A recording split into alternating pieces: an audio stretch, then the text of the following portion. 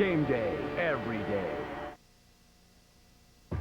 The Calgary Hitmen are the #1 team in the country for the 12th week in a row. 16 times this year, the defending WHL champions have been the top-ranked team in the country. The Hitmen, led by Pavel Brendel and Brad Moran, have won 19 of their last 20 games right here at the Saddle Dome. But the Kootenay Ice have beaten the Hitmen twice this year, and last year pushed them to the brink in the first round of the playoffs. The Ice come in red hot. They've won 5 in a row and are in Calgary looking for some respect.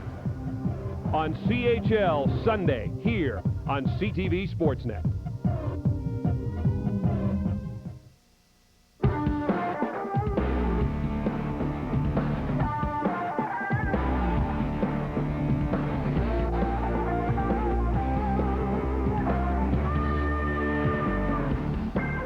Welcome to the Canadian Airlines Saddle Dome and CHL Sunday, where today the Calgary Hitmen play host to the Kootenay Ice. Hi everybody, I'm Kevin Quinn. Welcome to today's game. Should be a good one. Two top teams in the Central Division. You know, since November the 22nd, the Calgary Hitmen have been ranked #1 in the country, and with good reason. They are the highest scoring team in the WHL, thanks to this young man, number 8, Pavel Brendel. The #1 pick of the New York Rangers, 4th overall, the highest drafted Hitman ever. In his rookie season, he scored 73 goals, but training camp was not a great one for Pavel Brendel. He was sent back to do what he does best. He now has 51 goals and no sophomore jinx on the Calgary Hitmen team. Last night against Spokane, he picked up goal number 51, but he also picked up a match penalty for this hit right at the end of the game. So Pavel Brendel will not be in action for the Hitmen against the Kootenay Ice. But they have other stars on this team, including Chris Beach. Now, Chris Beach went 7th overall to the Washington Capitals. A total of 10 players on the Hitmen are NHL draft picks. Chris Beach, one of the top guns on this team. And he showed his skills last night. Against the Spokane Chiefs, he scored 2 goals. This was one of them. He also got the winner. Chris Nielsen is a second-round draft pick of the New York Islanders. He went 36th overall in 1998. We'll keep our eye on him as well. Also in the World Juniors, scored this huge goal against Team USA and helped Canada to win a bronze medal at the World Junior Championships. But for the Kootenay Ice, they also have some stars. They have 4 players drafted, including 6-foot, 197-pound defenseman Steve McCarthy. He was the Blackhawks' first choice, 23rd overall. He actually played 5 games with Chicago. His first NHL goal came against Vancouver on October the 6th. And Blackhawks head coach Lauren Mulliken just loves what he sees in McCarthy. You know, we feel that he's a player that's going to be able to come in and quarterback our power play. And, you know, the direction our team is going is we want to play a wide-open style game, and he certainly fits into that category. He reads the game very well. He's an offensive type of player, and certainly when the physical part is asked upon, he's ready to step up also. In addition to McCarthy, the Ice also have number 15, Zdeněk Klatny, who leads this team in power play goals. Also keep your eye on number 14, Jaroslav Svoboda. All he did was win a gold medal with the Czech Republic at the World Juniors. Joined now by Bill Wilms. And Bill, we've seen all the draft picks, and how about the potential for next June in Boston? You know, the Calgary Hitmen, it's the rich get richer. Matt Pettinger, they pick him up from Denver University. Look at the job he did in the World Junior. Great hockey player, great skills. He comes into this Calgary Hitmen lineup, Kevin, and with less than a minute left in a hockey game, comes down right wing, Mark Messier type snapshot, wins the game for the Hitmen that night over Red Deer. What can you say that hasn't been said about the goalkeeper, Brent Cron? He's the #1 ranked goaltender in the upcoming draft. The Kootenay Ice, Jared Stoll, Kevin, keep your eye on him. He's 15th ranked in the draft this year. This guy is definitely a first-rounder. We may see his name called here in Calgary at the June draft. But right now, the business is the top 2 teams in the Central Division. The Calgary Hitmen taking on the Kootenay Ice on CHL Sunday. The puck drop is next. With a pair of boots. Kodiak boots, actually. And it just grew from there. It grew from boots to shoes. From shoes to clothing. Everything to dress you up or dress you down. Oops, not that far down. You could say that wearing Kodiaks has taken on a whole new meaning. Team Canadian Fantasy Camp, where Canadian hockey greats will train you and 5 friends in skating, shooting, conditioning, and other fine points of the game. Look for a red bottle in specially marked cases of Molson Canadian, plus a collectible Roots tooth, free in every case. Team Canadian Fantasy Camp. It's a Canadian game. No purchase necessary, must be legal drinking age.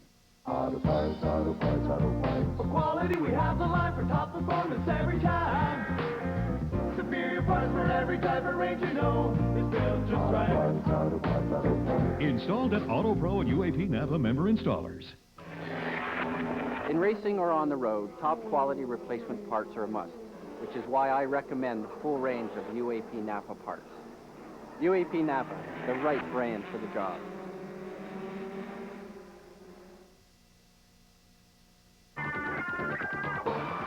CHL Sunday on CTV Sportsnet, brought to you by Canadian Tire, still the right place. By Dodge, a proud sponsor of Major Junior Hockey. By Molson Canadian, it's a Canadian game. And by Sherwood, proud to serve the hockey world.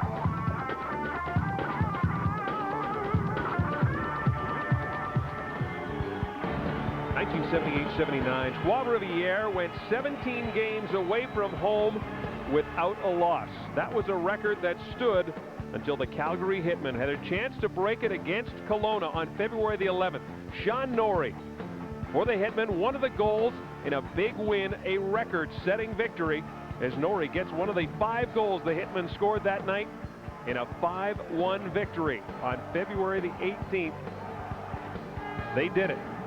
5-1 and an 18-game road winning streak. That is a new CHL record. And a special presentation now. Let's join PA announcer Don Ritchie. From November 16th to February 11th, the Calgary Hitmen won 18 consecutive road games, breaking Western Hockey League and Canadian Hockey League records along the way. The Hitmen broke the WHL record for most consecutive road wins, the WHL record for longest unbeaten streak on the road, and the CHL record for the most consecutive road wins. Ladies and gentlemen, please join Dev DeLay, Commissioner of the Western Hockey League, for a special presentation.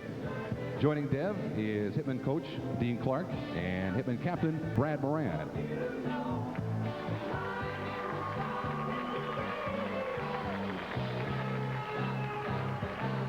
Dev DeLay, on behalf of the Western Hockey League and the Canadian Hockey League, would like to present a plaque to Brad and his teammates commemorating the Calgary Hitmen's impressive 18 consecutive road game winning streak.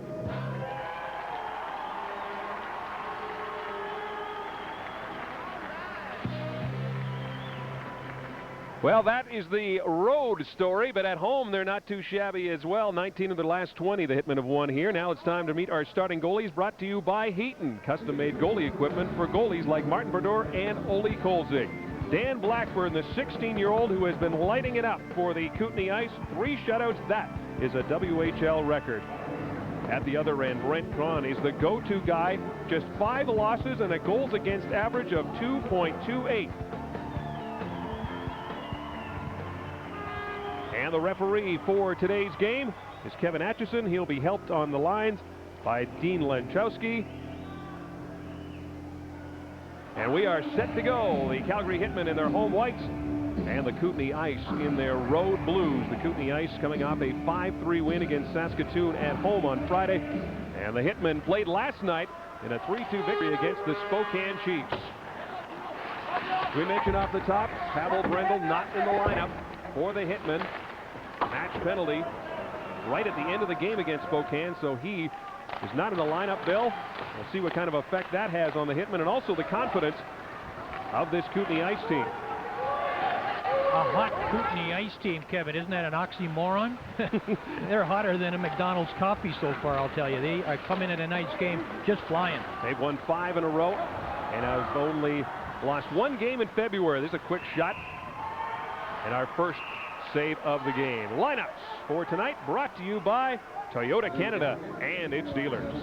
Well, there you see Steve McCarthy picked 23rd overall by Chicago. Watch him make the best first pass out of his own zone in all of junior hockey. What a group, wonderful group of forwards up front. You see Sipaboda there with a gold medal winner. Stoll ranked 15th. Scouts love to see prospects play on the road, Kevin. Stoll's going to be watched closely today. Face-off coming up in the Kootenay zone. Moran, the captain, will take the draw. Wins it. Back up top to Matt Kinch. His shot. That one missed the target. Ice will get it out. Long pass intended for Sinclair. Too far for him, and back comes Bussey. Bussey getting a chance on that big line with Moran and Nielsen. Smith keeps it into the corner. Here's Bussey, number 21, takes a bump. Moran behind the net, trying to get it out to Nielsen in front. Moran has it now, circling, still has it. Nielsen's off the skates, couldn't get a shot away. Hold on, Smitty, hold on. Hitman can't keep it in. They'll go back and regroup. Smith is out there with Matt Kinch on the blue line. Cleared into the ice zone. Lassou, number 5, will get it as both teams will change up. Sinclair off the boards. Pass intercepted by Pettinger. Talked about him, won an acquisition from the University of Denver. Kept in by Stoll. Right out in front of that, centered out in front of your Stoll, the backhand, and Braun gets the stick on that, and calmly sends it into the corner. First shot of the game for the Kootenay Ice. Back the other way, here is Pettinger, number 22. Stops, still has it, takes a bump. Hold on, Tony, hold on. And the Ice get it out. 2 minutes into the first period here. No score. Shots on goal, even and low, just one apiece. And that's going to be icing against the Ice. Well, the defense for the Calgary Hitmen, led by Kinch back there, number 2. Watch him make the quarterback decisions at the blue line. He is just a leader back there, lots of assists. This group of forwards here, even without number 8, Pavel Brendel in there, boy, as a group, the most dangerous in all of junior hockey. Plenty of Memorial Cup experience on that Calgary Hitmen lineup. Talking to them yesterday, the motto for this year, Bill, unfinished business for Dean Clark and the Hitmen. They came up as a 1 goal short against Ottawa at the Memorial Cup. Here's Smith, winds, fires a shot, that doesn't make it through. Stoll coming back the other way for Kootenay. He flips it in. Smith will get it out. Pass too far for Gomez. Cleared back into the Calgary zone. Kinch takes a bump from Stoll. Bubnik, he can't get it out. Beachy is there in the corner. Right out in front. On the net. Jaffrey centering it out in front. Stoll can't get a good handle on it. Bubnik trying to get it out and does. Shot back into the Calgary zone. These teams, this meeting between these two teams, and it's been pretty even. The Hitmen holding a 3-2 lead in games. And the last time they played here was January the 13th, a 4-3 overtime win for the Hitmen. Matt Kinch got the winner. Matt Pettinger, Kevin, wore 4 uniforms in 1 month. Denver's university team, the World Juniors, Calgary Hitmen, and then the Prospects game. And he's just an outstanding find. 6'1", 205 pounds. Look at him snap that shot off the wing. And you know, at the Prospect skills test, there he is, some World Junior footage, but at the skills test, he was 3rd fastest in the 60-foot race. He did that in 2.75 seconds. And, you know, for a big guy to have that kind of leg strength is just a great credit. You know, Ryan McGill, he's got one dilemma you got to remember when you play against the Hitmen, and it's no different than any other coach.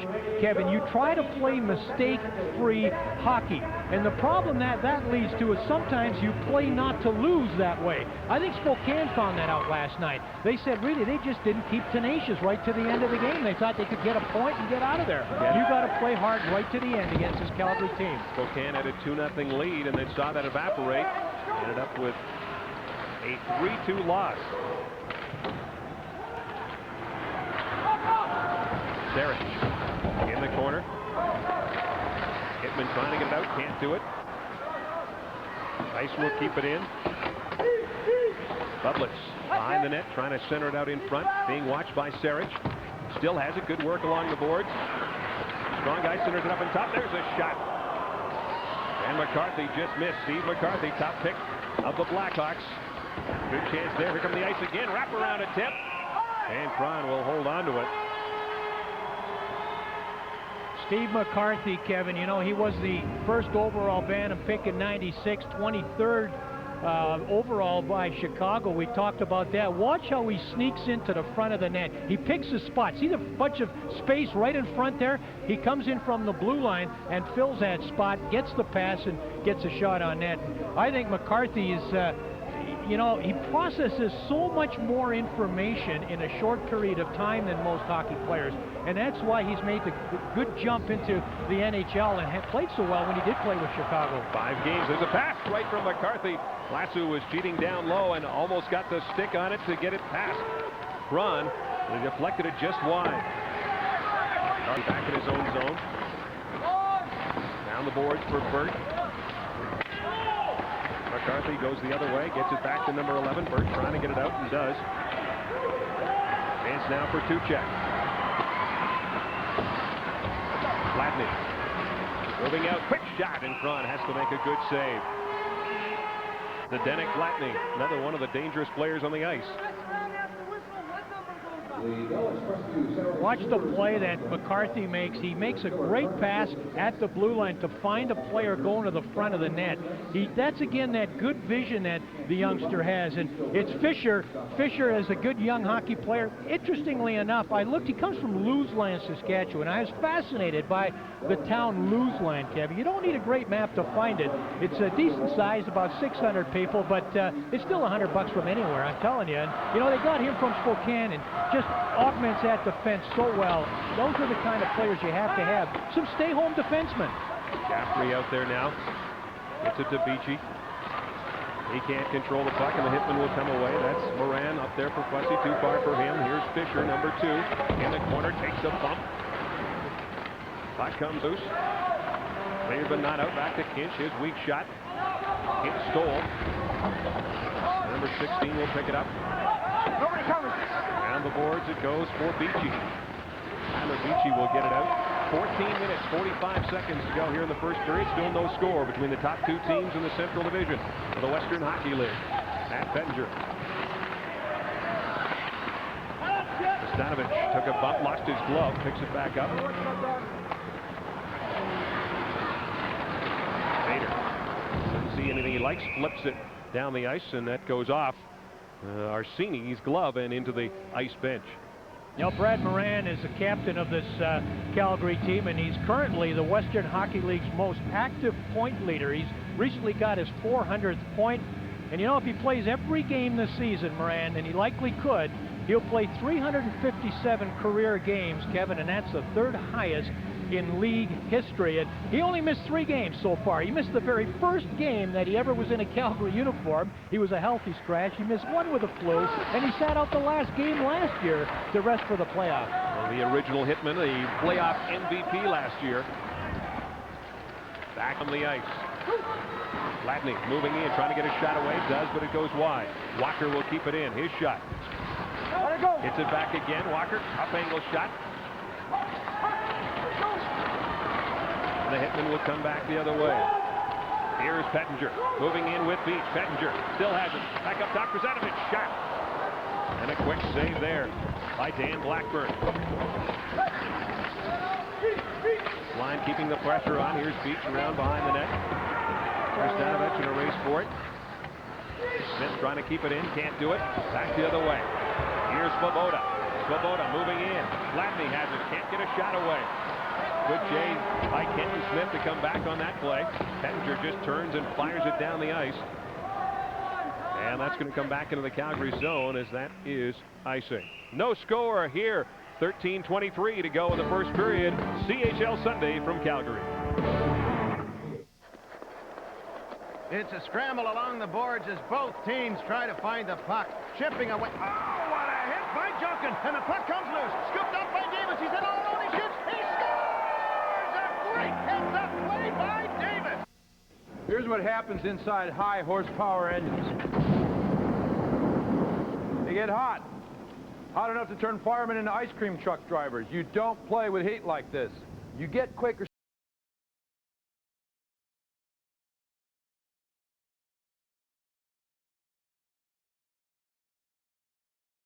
State High Performance, a synthetic blend for high horsepower engines. It's been tested. Actually, it's been barbecued. For pure maximum protection, nothing's better. Quaker State, sensible technology. What more do you need to know? This is a rental car. It's just a car, not even your car. So what's the big difference when you're choosing? Price. You search, get the rates, and what you're really looking for is a great car at a low rate. That's Thrifty. So the next time you need a rental car, call Thrifty. Just what you want, just Thrifty.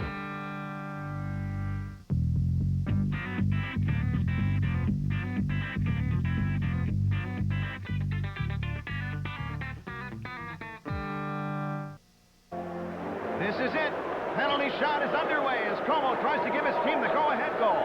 He circles in his own end and picks up the puck. Moves across the blue line. Fakes right. Goes left. Backhand shot. He scores! And the Nuggets take a 3-2 lead. It's time to play the Dodge Trivia Contest. Win this Dodge Caravan 2016 family minivan to be given away on our Memorial Cup telecast on CTV Sunday, May 28th. Or win a Roots Leather Melton CHL jacket or a Nike training suit. Phone now and answer this trivia question. With what NHL team did defenseman Steve McCarthy start the 1999-2000 season? Watch 5 right at the far right of your screen. Kenton Smith, he gets beat at the blue line. Now keep your eye on the guy coming back to center of the screen, right there making the check. That's Kenton Smith. He gets beat at the blue line. He comes back hard to back check. You know he's a 20-year-old. That's how you get tied for being the #1 guy plus minus in the league, Kevin. That's playing responsibly. Smith out there now as the face-off comes up in the Calgary zone. Bubnik set to take the draw against Mike Green. Face-off 1 to Kinch, gets it back to Smith. Off the boards, cleared but not out. Long shot. Blocker saved there by Cron. Ice keeping the pressure on. Svoboda looking for the long pass, can't get to it. Gomez trying to get it out to Bubnik. Turnover, here's Svoboda. He's stopped at the blue line. Fisher to Green. Gomez all over him. After the loose puck and gets it to Bubnik. He's turned around, close checking here at center ice. Back the other way. Latnik. Hot for Green. He couldn't get the shot away as he fanned on it. Bubnik comes back the other way. Segal with a quick shot. That one goes just wide. And that is gloved ahead, so that's whistled down. Michael Bubnik is in his draft year. He's 6'2", 218 pounds. Let me tell you, he could be a dominating power forward in this league. Makes a nice play there, goes to the front of the leg, but, you know, he's loaded with potential, Kevin. He's just never quite fulfilled that potential. Many compare him to Peter Bergman from last year, who maybe never quite developed the way he should. As a power forward, you've got to be able to bang through hockey players and thread passes. And that's the one thing he's kind of backed off. He gets stuck in traffic once in a while, and but he's so big, you got to be patient with him. 9 goals in 56 games so far for the Hitmen. Team that is #1 when it comes to scoring goals in the WHL. Smithson, he'll chip it in. Back to pick it up. Dion Lassu, #5, Smithson. Hits him hard behind the ice bench. Jaffrey trying to bang it out. Finally does. Smithson, though, will take possession. Get it to Bader. Up to Carly, he shoots it in. Hitmen want to change. Kept in. Norrie has to wait for Smithson to get on side, so he just shoots it in, and then he'll head off for a change with 14 minutes, 47 seconds to go here in the first period. Matt Kinch teaming up there with Kent Smith. Long pass for Chris Beach. Got Chris Panovich going for the net. Back to Pettinger. Pettinger, quick shot. Bouncing puck high, ends up behind the net. As Blackburn made the save, and we've got a penalty coming up. And it's going to be a hooking call. Great job going to the net. Nice little drop pass, but what happens there, coming back, Chris Beach takes the check right there. He's lost the puck. His team has lost it. Really no need to make that play. Take the man down. That's an offensive zone penalty for the high pick of the Washington Capitals, 7th overall last year, and certainly one of the two great centers on this Calgary team. Moran, the other one, and you just got to play just a little bit smarter in the offensive zone, and I'm so sure Coach Dean Clark would say, well, guys, we played well the first almost half of this first period. Let's not take any stupid penalties. Let's not give the Kootenay team a chance to get up on us. Killing penalties, though, is something the Calgary Hitmen do very well. Brad Moran, number 20, leads the league in shorthanded goals. He's got 7 of them. The Hitmen have scored 20 shorthanded goals this season. That also number 1 in the Western Hockey League.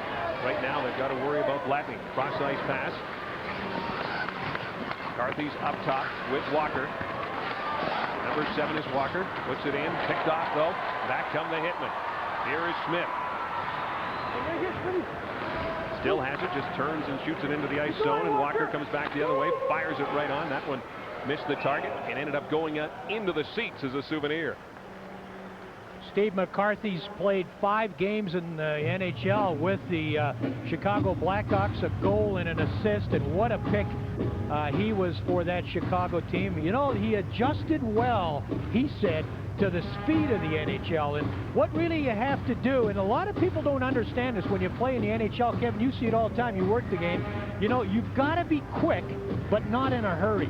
And that's the difference. You see, you got to have those fast feet, but controlled mind. And so far, Steve McCarthy's proven very well that he's going to do just nicely in the National Hockey League with the Blackhawks. 1 minute, 9 seconds to go on the Kootenay power play.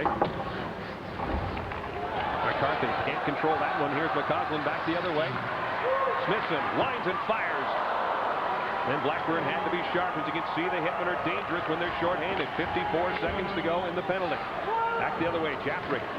Drop pass, centering it out in front for Stoll. That's picked off. Cleared but not out. McCarthy has it again. Steve McCarthy. Down low to Beachy. Beachy with McCarthy going towards the net.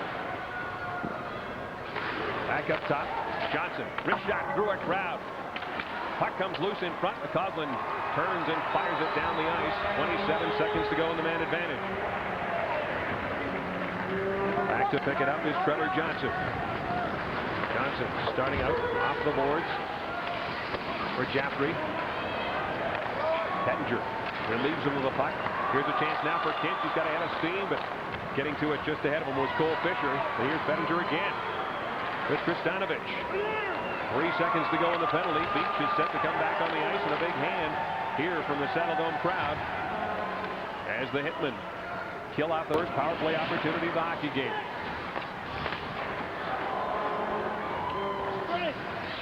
Ice.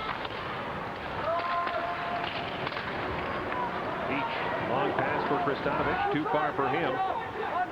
Arsini will touch it up, and that is icing. So the Hitmen weather the storm. No score here on CHL Sunday. So, Jim, the Calgary meeting's back on. I need you there first thing in the morning. Great. Hey, Dad. Just talked to Roy. He needs you in Calgary tomorrow. 10 a.m. Good news. You're going to Calgary tomorrow. Yeah? Hi. Have you ever been to Calgary? No? For every reason to travel, there's a Best Western to stay in, including 7 in Calgary. And now get triple points on participating airlines with every stay. Easy now. Meet the new power in full-size pickups. Toyota Tundra. The first 32-valve V8 ever put in a full-size pickup. The 245 horsepower I-Force engine for the fastest acceleration and the most torque in its class. Look out. Oh! Tundra. Heavy. It takes everything you've got.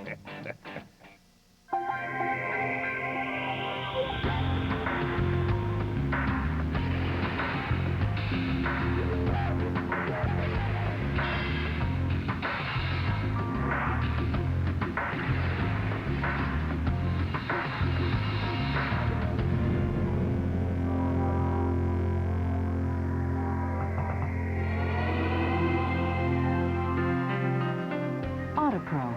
Service always first. Here's today's top prospect, brought to you by MasterCard, the official card and payment system of the Canadian Hockey League.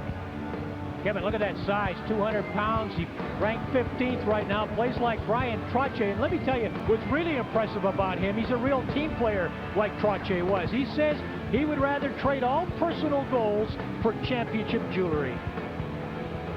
Talked about how even these teams have been, and it's even so far. The hits, Calgary 4-3 in that department. The faceoffs are even at 5-5. See what happens here as the faceoff comes up in the Hitmen zone.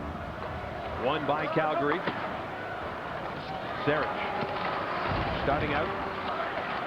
Moran fussing. Here's Moran to fussing. Number 21 trying to get around Lasso. Can't do it. Tuchek gets to the puck and then takes a bump. Clear but not out. Moran trying to center it out in front. And instead it goes into the seats. Regional action on CTV Sportsnet. The Los Angeles Kings come into Skyreach. That game goes tomorrow at 7 o'clock Mountain and 8 o'clock Central Time. And the other Alberta team also in action. March the 1st, you'll be able to see the Pittsburgh Penguins take on the Calgary Flames right here at the Canadian Airlines Saddledome. And wouldn't they like to get back to those glory days, Bill? A good job this weekend, though, the back-to-back victories over the Edmonton Oilers in the Battle of Alberta. They needed those games, and Freddie Brathwaite was outstanding. Gomez turned away at center, gives it back to Rod Sarich. Familiar name to folks who follow the Buffalo Sabres. His brother plays in Buffalo, Corey Sarich. Blackney with a shot loose in front. Svoboda looking for the rebound. He gets knocked down by Sarich. He'll try and get it out. Can't do it. Back up top it goes. Chris Chubb with a shot. And Cron had to make the save. Ice. Again. Chubb, wrist shot. Long one. Easily gloved by Brent Cron, and he'll hang on to it. Kevin, you mentioned Corey Sarich in Buffalo. Rod Sarich in Calgary here. He's a 4th rounder with Florida.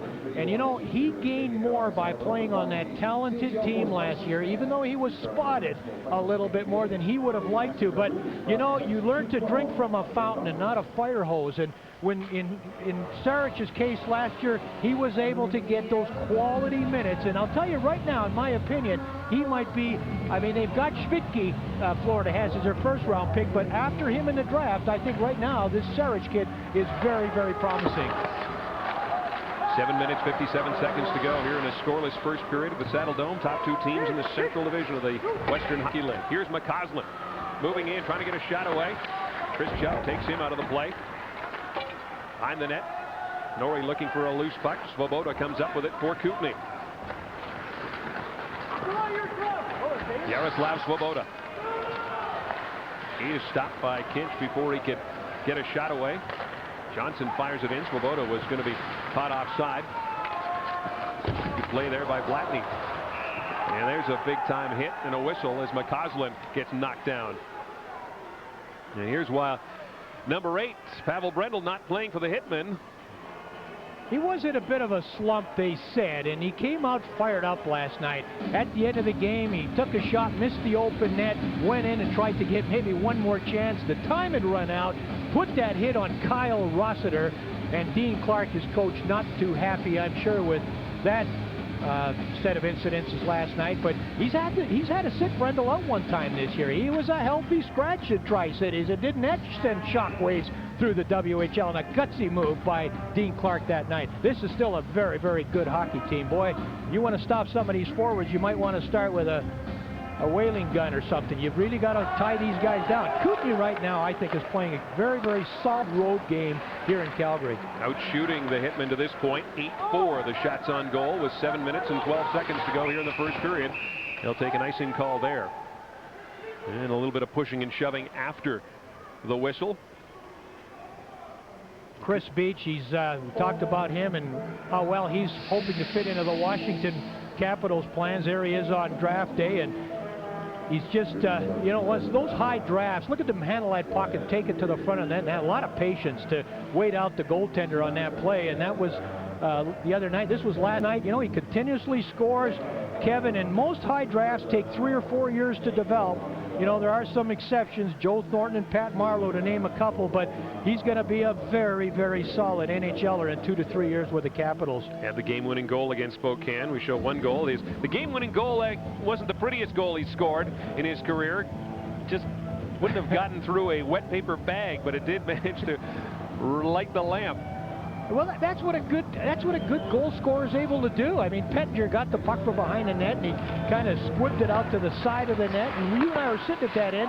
We watched it. It took forever to get over the line, but it doesn't have to go over by much. It just has to get over, and it did that. Right here.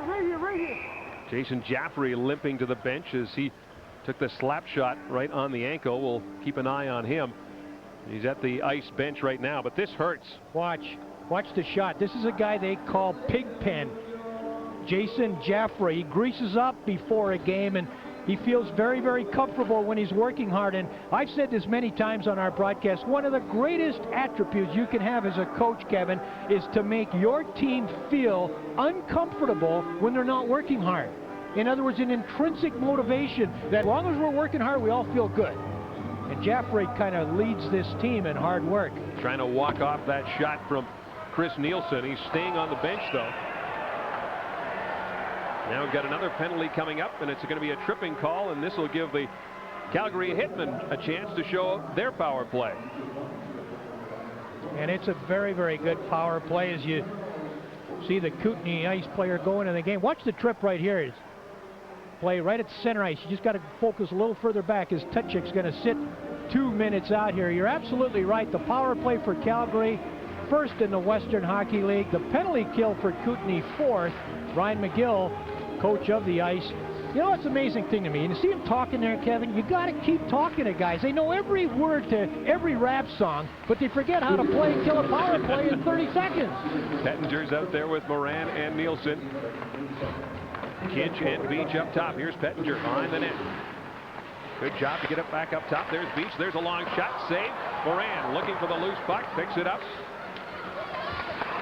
Being watched by Nielsen. There's Nielsen's got it now.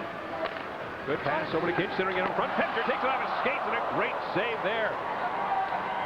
Blackburn. Right here. Hitman.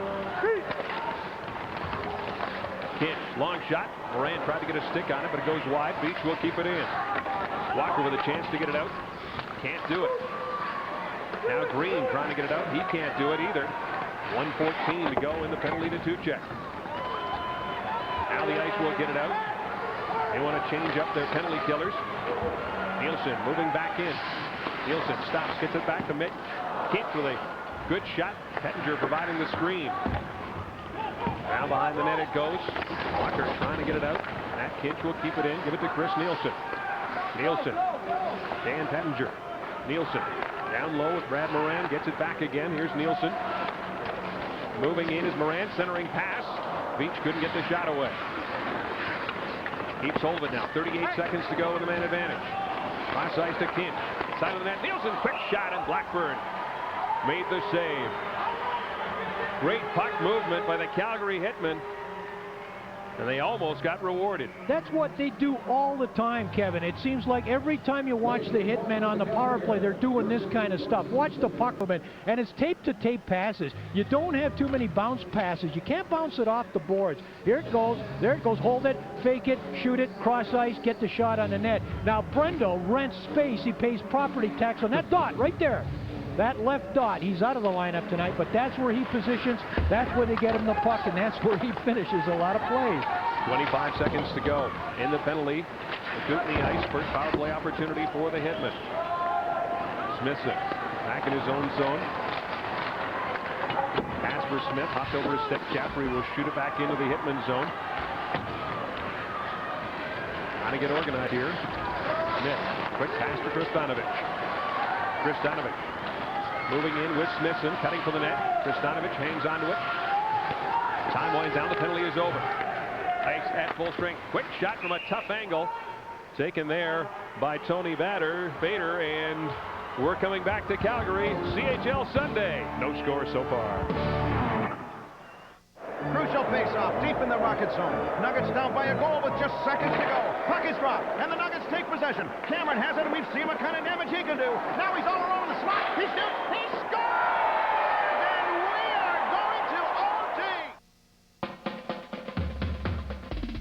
Dodge Dakota brings you a startling new advancement. Doors. Great big ones. On the driver's side and the passenger side.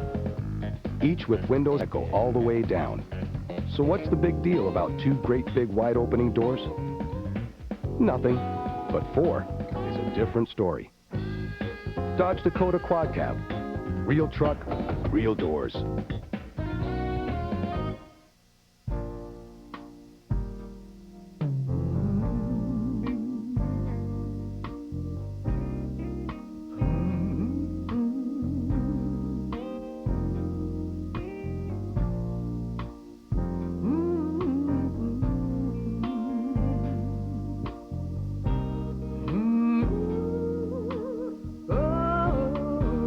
New Tim Hortons coffee cake. Enjoy a slice and medium coffee for just $2.29. Play underway in overtime with the series tied at a game apiece. Bouncing puck picked up by Morgan. He's got Kootenay with him on left wing with just one man back. Morgan cuts left, a pretty drop pass to Kootenay. He shoots, he scores! And this game ends with a beauty. This is what it's all about here in the Canadian Hockey League. The young fans, future stars. Right now, they're enjoying luxury boxes. And hey, you got to support the team, Bill. Got to paint your face. Look at it right there. Ooh. And it isn't Halloween. Those guys dress like that all the time. 4:51 to go here in the first period. No score. Hitmen and Ice. Face-off coming up in the Kootenay zone. Green taking on Coslin. Won by the Ice. Green will try and get it out. Can't do it, though. Centered right out in front. And Laxu trying to get it out. Norrie watching him. That'll send Steve McCarthy back into his own zone. Shots on goal have now swung towards the Hitmen, 9-8. They lead in that department.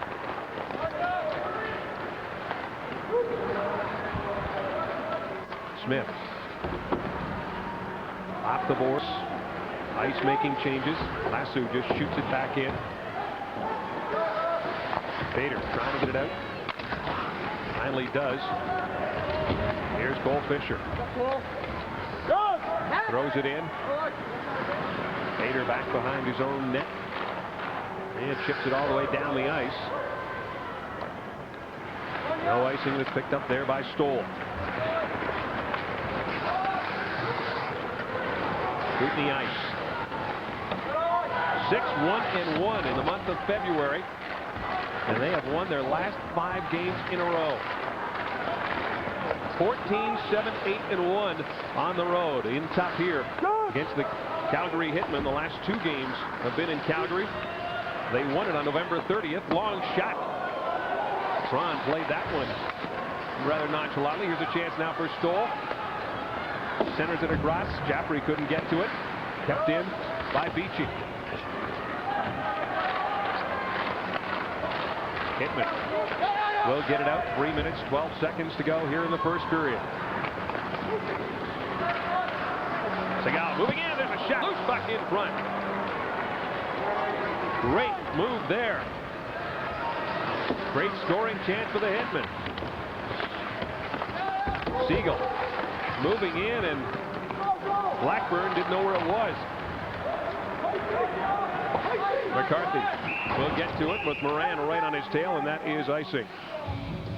Kevin, Brandon Siegel scored 91 goals along with 90 assists in North Delta minor hockey last year. And, you know, he really is a big kid that can move. Watch him now. Watch him go down the wing, fight off the check with his arm, and try to shove the puck in the loose side, short side. Blackburn stood tall on it. Watch this here. Now with your arm, your free arm, hold off the guy. See how he kind of holds off the stick check right there? And has the presence of mind there to still go low on the goaltender. But you see, Blackburn, the experienced goaltender he is, they take away the bottom of the net now. They won't let you shove it in that bottom side. You got to go upstairs. Siegel there is going to learn that awfully quickly. And 9 shots on goal in favor of Calgary. Brendan Siegel with the best chance so far.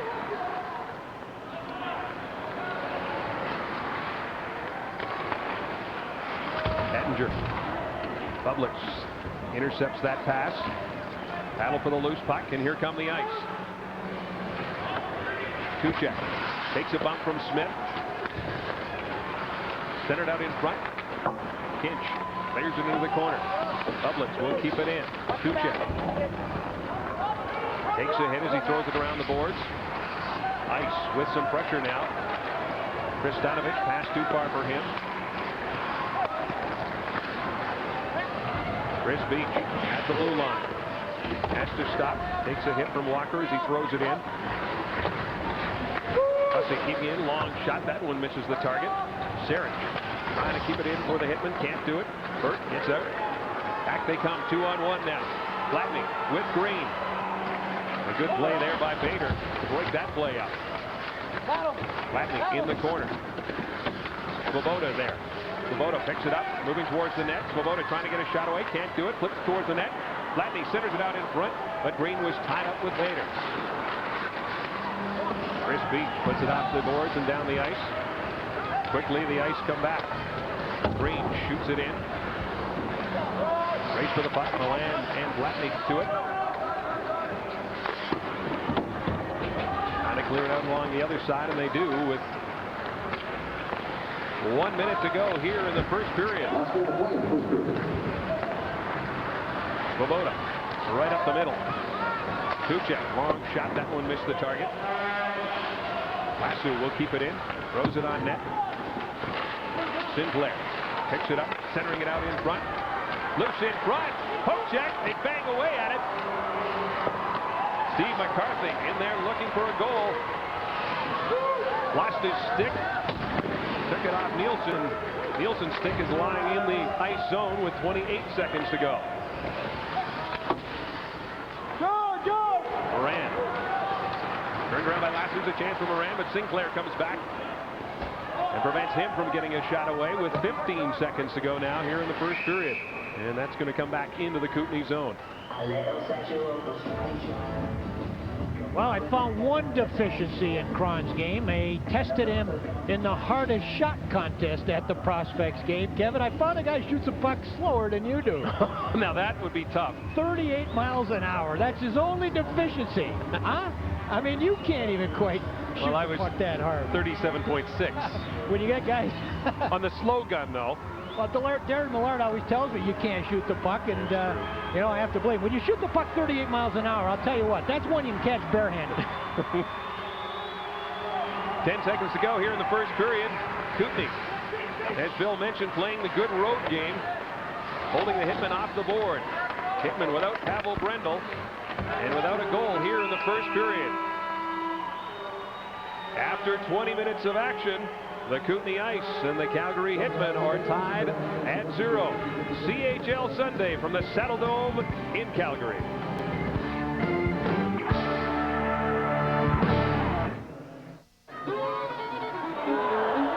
Prince George Scratchy Cougar Claws, $11.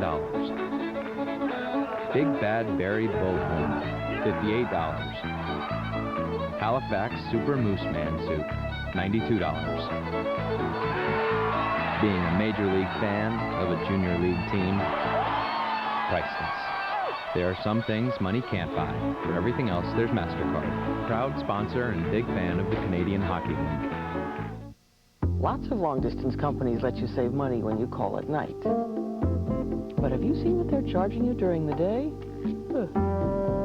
At Sprint Canada, there's no difference between night or day. You get the same low rate no matter when you call. For $2.95 a month, call anytime, night and day to anywhere in Canada and pay just 10 cents a minute. It's easy. Call 1-800-THE-MOST today. Night, day, it's all the same to us. When disaster strikes, help can't arrive fast enough. But when the emergency is over, the Canadian Tire Foundation for Families will be there. By bringing resources and people together in times of crisis, the Canadian Tire Foundation for Families helps families when they need it most. Across the community and across Canada, picking up the pieces and putting lives back together. That's the Canadian Tire Foundation for Families.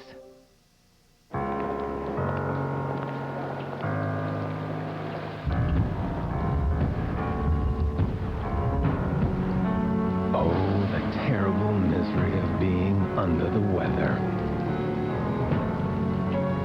Aches, shivers, a stuffed up head. For fast relief that's as tough on colds as Advil is on pain, help is on the way. Advil Cold and Sinus. My day starts here, but who knows when it'll end. That's why I use new Speed Stick Ultimate Deodorant. It's formulated to give you antibacterial protection that kills odor for tough 24-hour protection.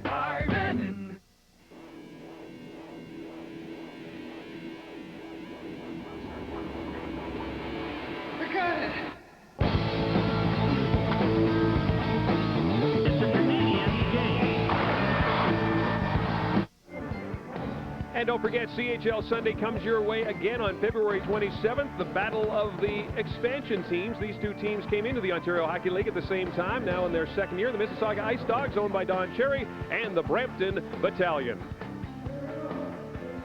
Well, after 20 minutes of hockey, no score, and that's good news for the goaltender of the Calgary Hitmen. I'm joined by Brent Cron. And Cron, Brent, what did you see out there from the Kootenay Ice? These guys looked like they were ready to play today. Oh, for sure. You know, they were shooting the pucks from everywhere. They're just trying to get them on net, you know, and they're trying to get in my face, and they're doing a pretty good job. But for the most part, my teammates pushed them out of the way, let me see the puck, and it was a good, intense period. Brent, you've got an interesting situation. You've also got another goaltender who's come over and is red hot. He was in goal last night, and that is Radoslav Stano. What's that meant to you to have another goaltender of his caliber? Oh, it's been great. You know, I learned lots from him. You know, we get along great, and we push each other. You know, if he has a good game one night, you know, I want to battle back and play a great game the next night. We kind of feed off each other. It's been really good for both of us. That's a great 1-2 punch, Brent. Thanks for joining us, and good luck in the second period and the rest of the game. Thank you. Brent Cron, the goaltender of the Calgary Hitmen. His team all tied up with the Kootenay Ice, no score after one period. Hey, you know, plenty of players in the NHL got their start in these CHL. Wade Redden of the Senators, Todd Bertuzzi of the Vancouver Canucks, Ian LaPerriere of the Kings. Where did they start? We'll tell you when we come back.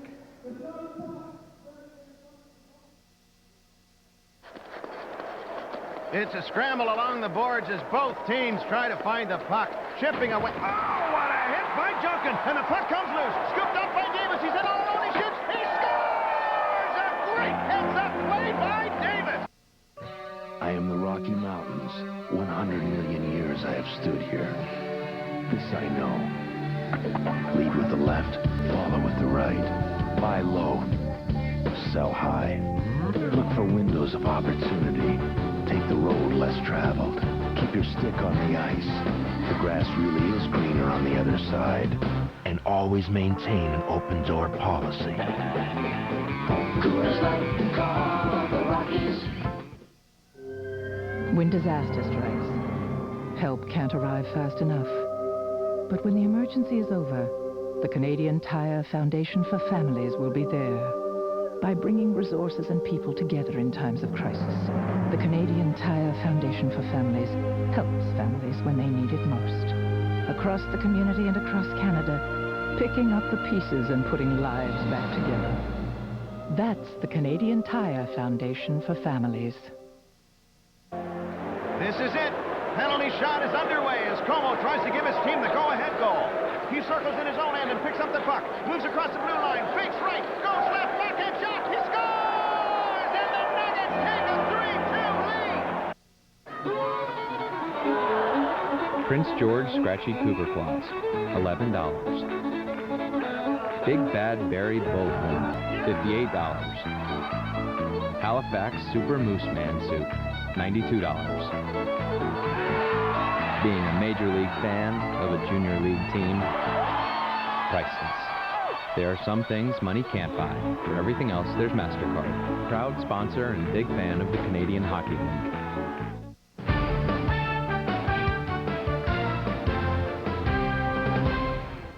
Hi, everybody. I'm Darren Dreger in the CTV Sportsnet studio. We will get you back to the Western Hockey League in just a moment. Plenty going on today. The Daytona 500. We've got highlights there. 4 games in the National Hockey League as well.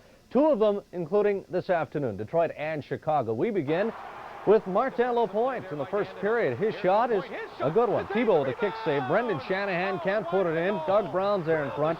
Great save by Thibault. He looked sharp early in this one. Tony Amante tries to get something going for the Blackhawks. He goes around Steve Yzerman, but Ken Reagan at the other side is looking sharp as well. Steve Sullivan, the ex-Maple, he fakes the shot, makes a pass to Eric Daze. He's got 22. Beats Ken Reagan. 1-0 at that point, but as you see, the Red Wings captain comes back to tie this game at 1 as they get ready for the second period. Toronto Raptors in action this afternoon as well, taking on the Dallas Mavericks. There's Steve Nash and Dennis Rodman. We know who he is. First quarter, Vince Carter is the open lane. He takes it in for the jam. Carter uncontested again for the dunk. 8 points in the opening quarter, tied at 30 after 1.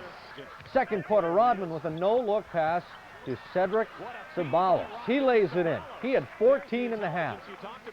Raptors running now. Muggsy Bogues to Carter. What about Del Curry in the corner? Hits the three-pointer. Part of a 15-5 run to end the half. 58-53 Raptors at the break. Third quarter winding down.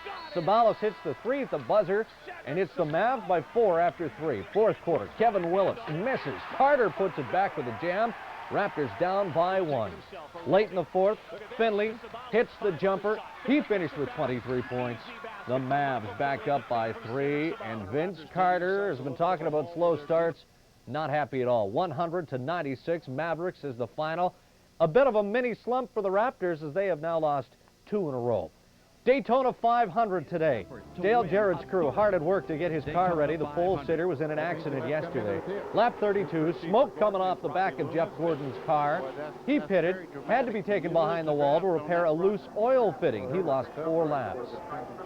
Tony Stewart, last year's Rookie of the Year, also in the pits. Has some trouble, drives into the tire of teammate Bobby Labonte. Finally shakes it off. The car was okay, the tire not so much. Trouble in the pits once more. Labonte leaves the tire out again. Tony Stewart's Mike Lingerfeld goes to get it and gets hit. He was taken to the infield care center with leg injuries. 9 laps to go. Kenny Wallace gets loose out in the front stretch, spins out, and several cars involved. On the restart, Dale Jarrett passes Johnny Benson on the inside. Then lap 197 of 200, Jimmy Spencer hits the wall. The race finishes under caution, and Dale Jarrett is the winner. Celebration continues at the Daytona 500. We've got it all coming up on the early edition. The latest from the NHL, the NBA, and the Scott Tournament of Hearts. Stay tuned for that. Crucial face-off deep in the Rocket zone. Nuggets down by a goal with just seconds to go. Puck is dropped. The Nuggets take possession. Cameron has it, and we've seen what kind of damage he can do. Now he's all alone in the slot. He shoots. He scores! And we are going to OT. Thought I'd let my friends here help demonstrate a few key points of the Subaru Forester. Go ahead, boys. First, there's the added traction of full-time all-wheel drive. Better cornering than a Lexus RX 300. And did I mention it got the highest rating in its class in recent crash tests? That's gotta hurt. Subaru Forester. Sport utility tough, car easy. Let's talk hard-working engines. Pretty rough, huh? Well, you wanted full off-road capabilities. You know, just in case all the drive-thrus get moved to the mountains. But guess what? You got a hard-working engine. Better get a hard-working oil. This is Quaker State 4x4, a synthetic blend for hard-working engines. It's been tested. For pure maximum protection, nothing's better. Quaker State, sensible technology. What more do you need to know? Play underway in overtime with the series tied at a game apiece. Bouncing puck picked up by Morgan. He's got Kootenay with him on left wing with just one man back. Morgan cuts left, a pretty drop pass to Kootenay. He shoots, he scores! And this game ends with a beauty. This is a rental car. It's just a car, not even your car. So what's the big difference when you're choosing? Price. You search, get the rates, and what you're really looking for is a great car at a low rate. That's Thrifty. So the next time you need a rental car, call Thrifty.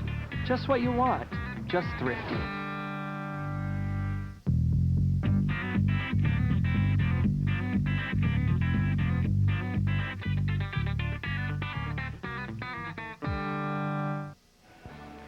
These 3 players got their start in the Canadian Hockey League. Wade Redden of the Ottawa Senators, Todd Bertuzzi, Ian Laperriere.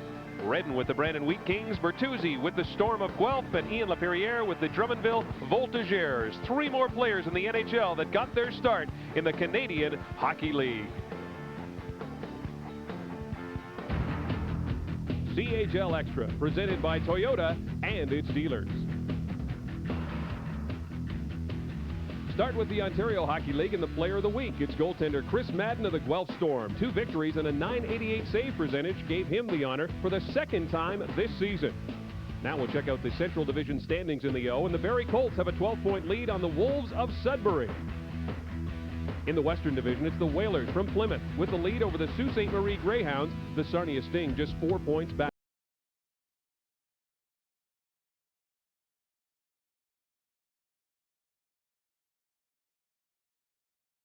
of the Sioux.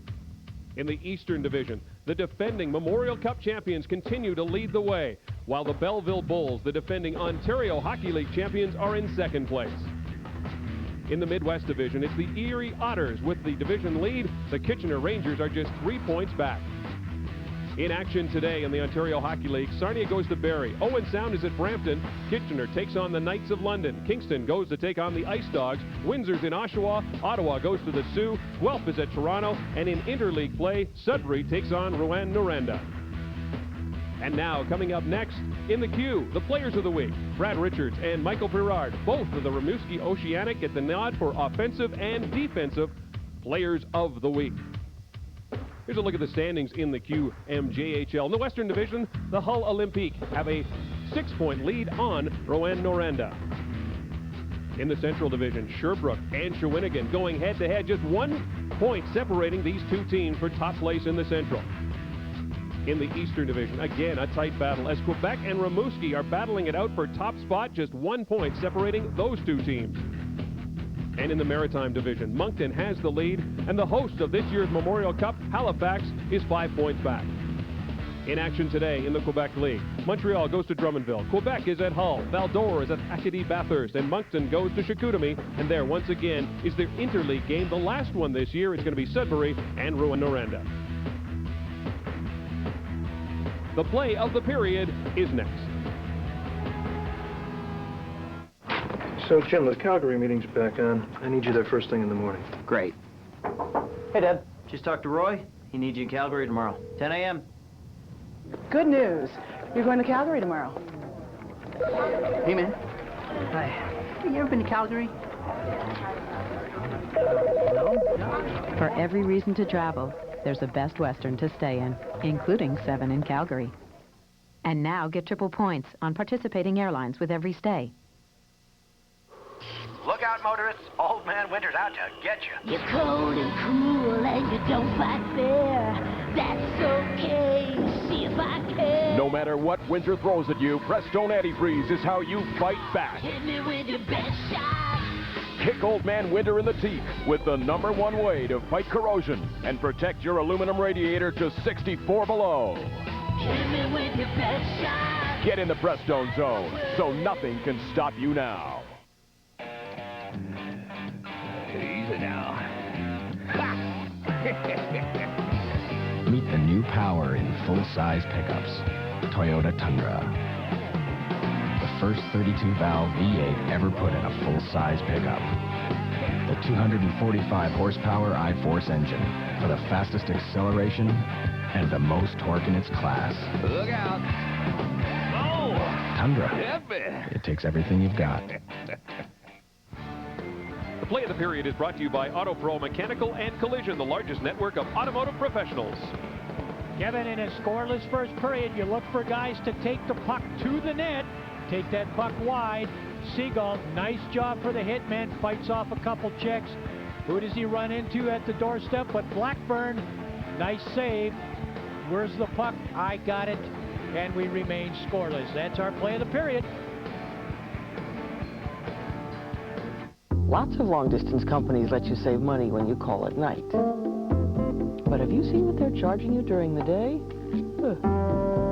At Sprint Canada, there's no difference between night or day. You get the same low rate no matter when you call. For $2.95 a month, call anytime, night and day, to anywhere in Canada, and pay just 10 cents a minute. It's easy. Call 1-800-THE-MOST today. Night, day, it's all the same to us. The new Dakota Quad Cab comes with a nice big bed and big back doors that lead to a great big cab for putting things you don't want outside, inside, and vice versa. Outside, inside, outside, Inside, outside, inside, outside, inside. Oops. That's better. The Dodge Dakota Quad Cab. Big room, big doors, big difference. CHL Sunday on CTV Sportsnet is presented in part by Canadian Tire, still the right place. By Dodge, a proud sponsor of Major Junior Hockey.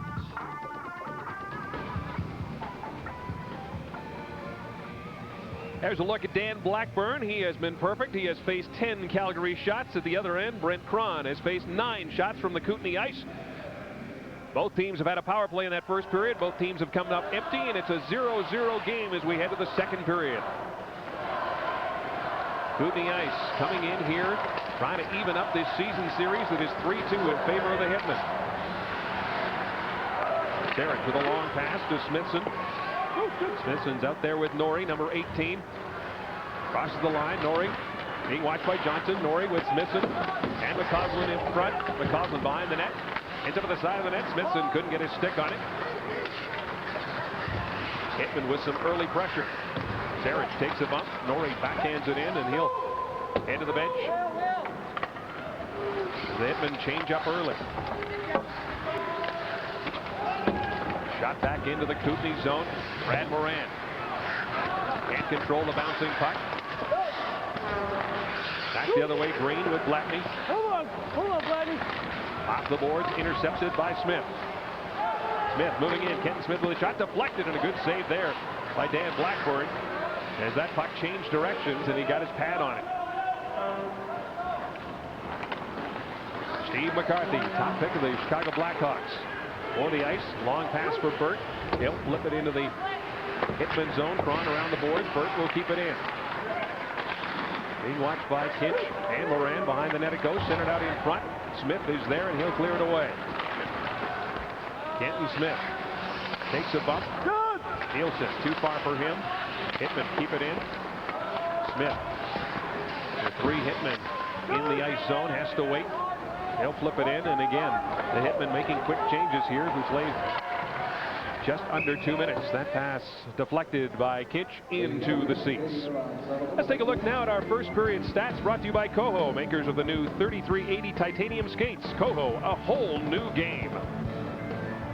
See, the power plays for both teams came up short. The Hitmen, though, have been hot at home. Just 1 loss in their last 20. Shots on goal even as well. 10-9 in favor of Calgary. You want to hang on to a guy? This is the way you do it. Watch it right over there. You box him in. Hey, 3 of them. Oh, a little spear back kind of kick. Like a pinball, bounce back and forth. Got to expect that right in front of the home bench. Arsini, number 3, trying to get loose. Kristanovich will come up with a puck for Calgary. Carly flips it in. Race for the puck. Big time hit there. As Arsini collided behind the net. Ice will get it out. Beachy to Jaffrey. He'll backhand it into the Calgary zone. Bader round the boards to Kristanovich. He'll chip it out. Beach looking for the puck. McCarthy was there ahead of him. Lasso flips it in. Both teams trying to find some flow here early on in the second period. Beachy can't control the loose puck. Gets it back again. Now he moves in. Tyler Beachy drop pass. Ione couldn't get the shot away. Kristanovich starts back again. Long pass for Gomez. Went off his skate. Here's Steve McCarthy. Hitman on a change. Right up the middle of the bird. Drop pass for Ione. Went right between his legs. Seagull. He'll fire it in, and instead of putting it off the glass, puts it into the seats. Coaching's so important at any time in a hockey game, but especially when it's 0-0. You're in the second period, and you know, Kevin, about 80% of what a player does in a hockey game has about a 20% outcome in the result of the game, and 20% of what a guy does has an 80% effect on the game. And you really, as a coach, have to try to see who's doing the little things well. That 20% that has such a huge impact on the outcome of the game. And there's where you're talking to people, you're exhorting and you're slapping a little bit, and you're pulling an ear here and there, but you're constantly talking and reminding your team that, hey, you're McGill, as you see right there on your screen, you're telling your team, we're better than that Calgary team. Hey, this team's right for the picking. Let's take them tonight. And they have played them tough. In the Central Division, the Calgary Hitmen have lost 3 games total, 2 of them to this Kootenay Ice team. Here the Ice with some pressure right out in front. Cron the save. Fisher will keep it in for Kootenay. Matt Kinch behind his own net. Can't get out. Pressure now, Swoboda in the corner. Takes a bump. He's out there with Green and Zdenek Blatny. Green can't hold on to it, gets it back again. Smith chopping at it with him. Those two bumping again right in front of the Calgary bench, but Smith knocks it into the Kootenay zone. Here's Swoboda. To Green. Mike Green crosses the blue line. Green, quick shot. And Brent Cron made the save, another chance, and a penalty coming up. And once again, the Kootenay Ice will get a chance on the power play. Kevin, Mike Green is a 20-year-old, and as a 20-year-old boy, they better be back for all the right reasons. And the nice thing about Mike Green is you get a look at the shot on the net.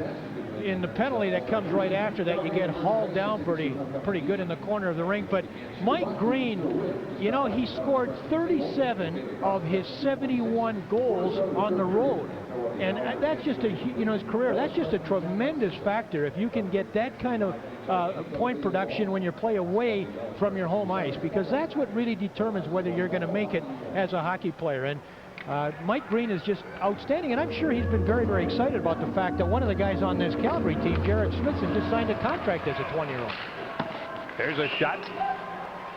And once again, Brent Cron had to make the save, and he has now faced 12 ice shots.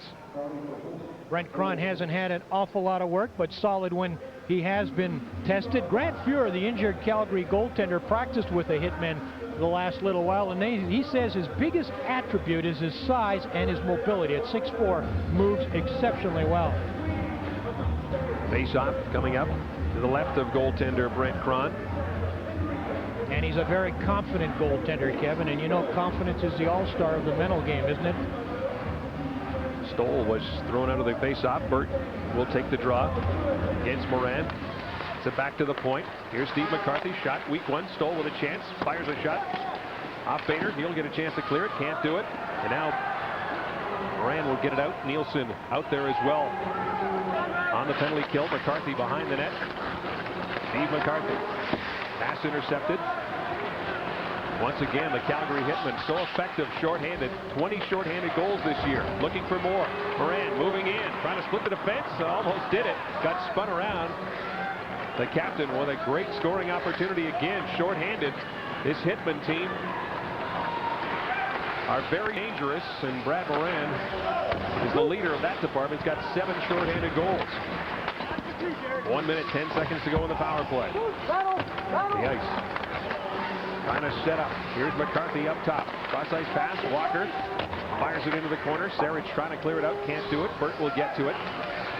Burt back up top for Johnson. Over to McCarthy quickly. Centered out in front. Bader with a chance to get it out.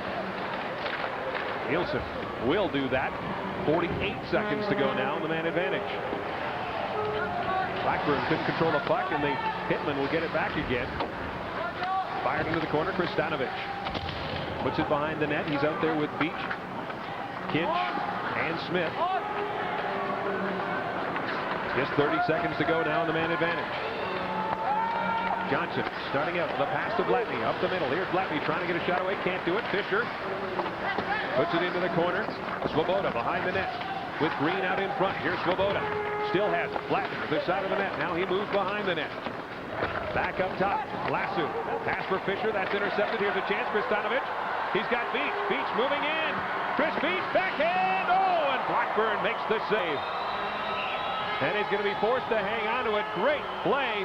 And the Hitmen almost come up with a shorthanded goal. Kevin, they've talked about transition play. You've heard that on every broadcast, folks. When you lose the puck and you're in a defensive posture, watch how quickly you go to the offense. No team does this better than the Hitmen. Right there, did you see the mistake made? They were back on defense. They went to the attack. Beach almost finished that off.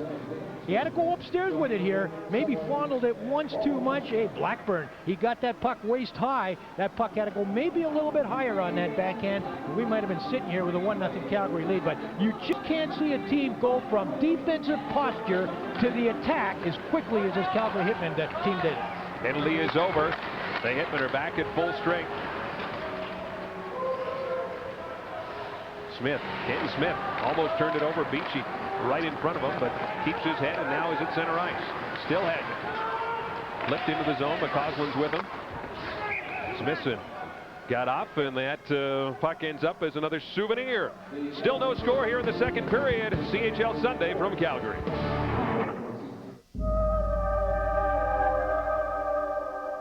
Welcome to my Hall of Fame. Home of the quickest, most awesome player to ever hit the ice. The place where with one unexpected move, I can single-handedly bring thousands to their feet. What's your dream?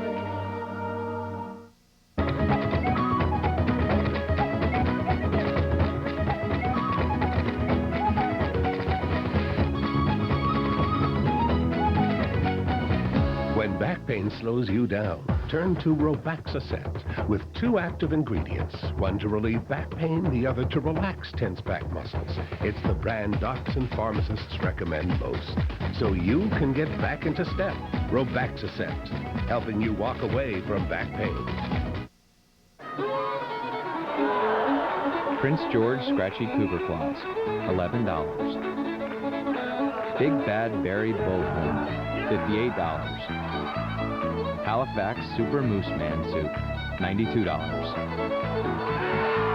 Being a Major League fan of a Junior League team, priceless.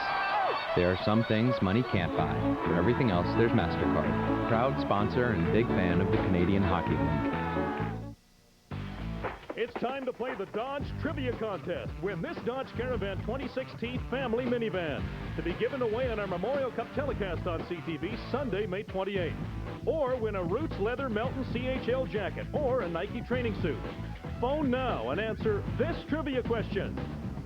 With what NHL team did defenseman Steve McCarthy start the 1999-2000 season?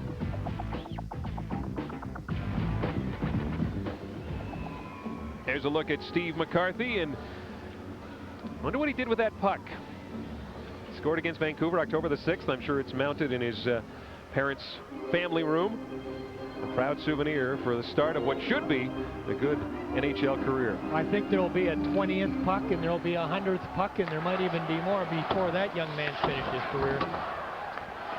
Right now, his Kootenay ice locked up with the Calgary Hitmen. No score. 13 minutes, 23 seconds to go here in the second period. Jeffries behind the net for the ice. Shots on goal favoring the ice right now. 13-12 is the mark, and that is going to be an icing call against the Hitmen. Kevin, Dan Blackburn, he's a 16-year-old hockey player that just established the Western Hockey League record. 3 assists. He's pretty good too, but 3 shutouts. That's a record. You know, Corey Hirsch held it at Kamloops at one time, but you know, this kid is just so solid. He's so confident. His coach McGill says he's never seen the mental preparation. There's his backup goaltender, but Coach McGill says he's never seen anybody prepare more for a hockey game than Blackburn. He says things he does, the way he approaches practices as much as anything, just put him a cut above anybody else. You don't expect a 16-year-old to be that dominant on your team in any CHL league. Talked to him before the game. He was cool, calm, and collected, facing the #1 team in the country in their building. Didn't seem to faze him at all. Kuchek with a long pass. Too far for Sinclair, and the Hitmen have a chance to come back. That's Sarich. He'll flip it in. Race for the puck. McCarthy takes a bump. Gets it out to Sinclair. Out there with Kuchek.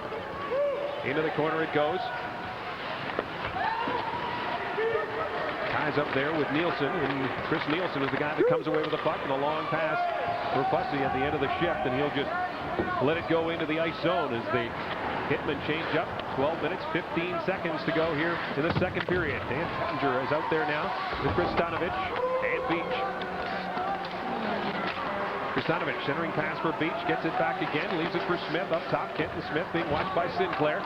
Down low, here's Beach. Chris Beach by the net, trying to center it out in front to Kristanovich. He'll get it in the corner. The Hitmen starting to put on some pressure. Smith keeps it in. Here's Beach now, number 15, 2 goals last night. Kitch, long shot, Blackburn the save.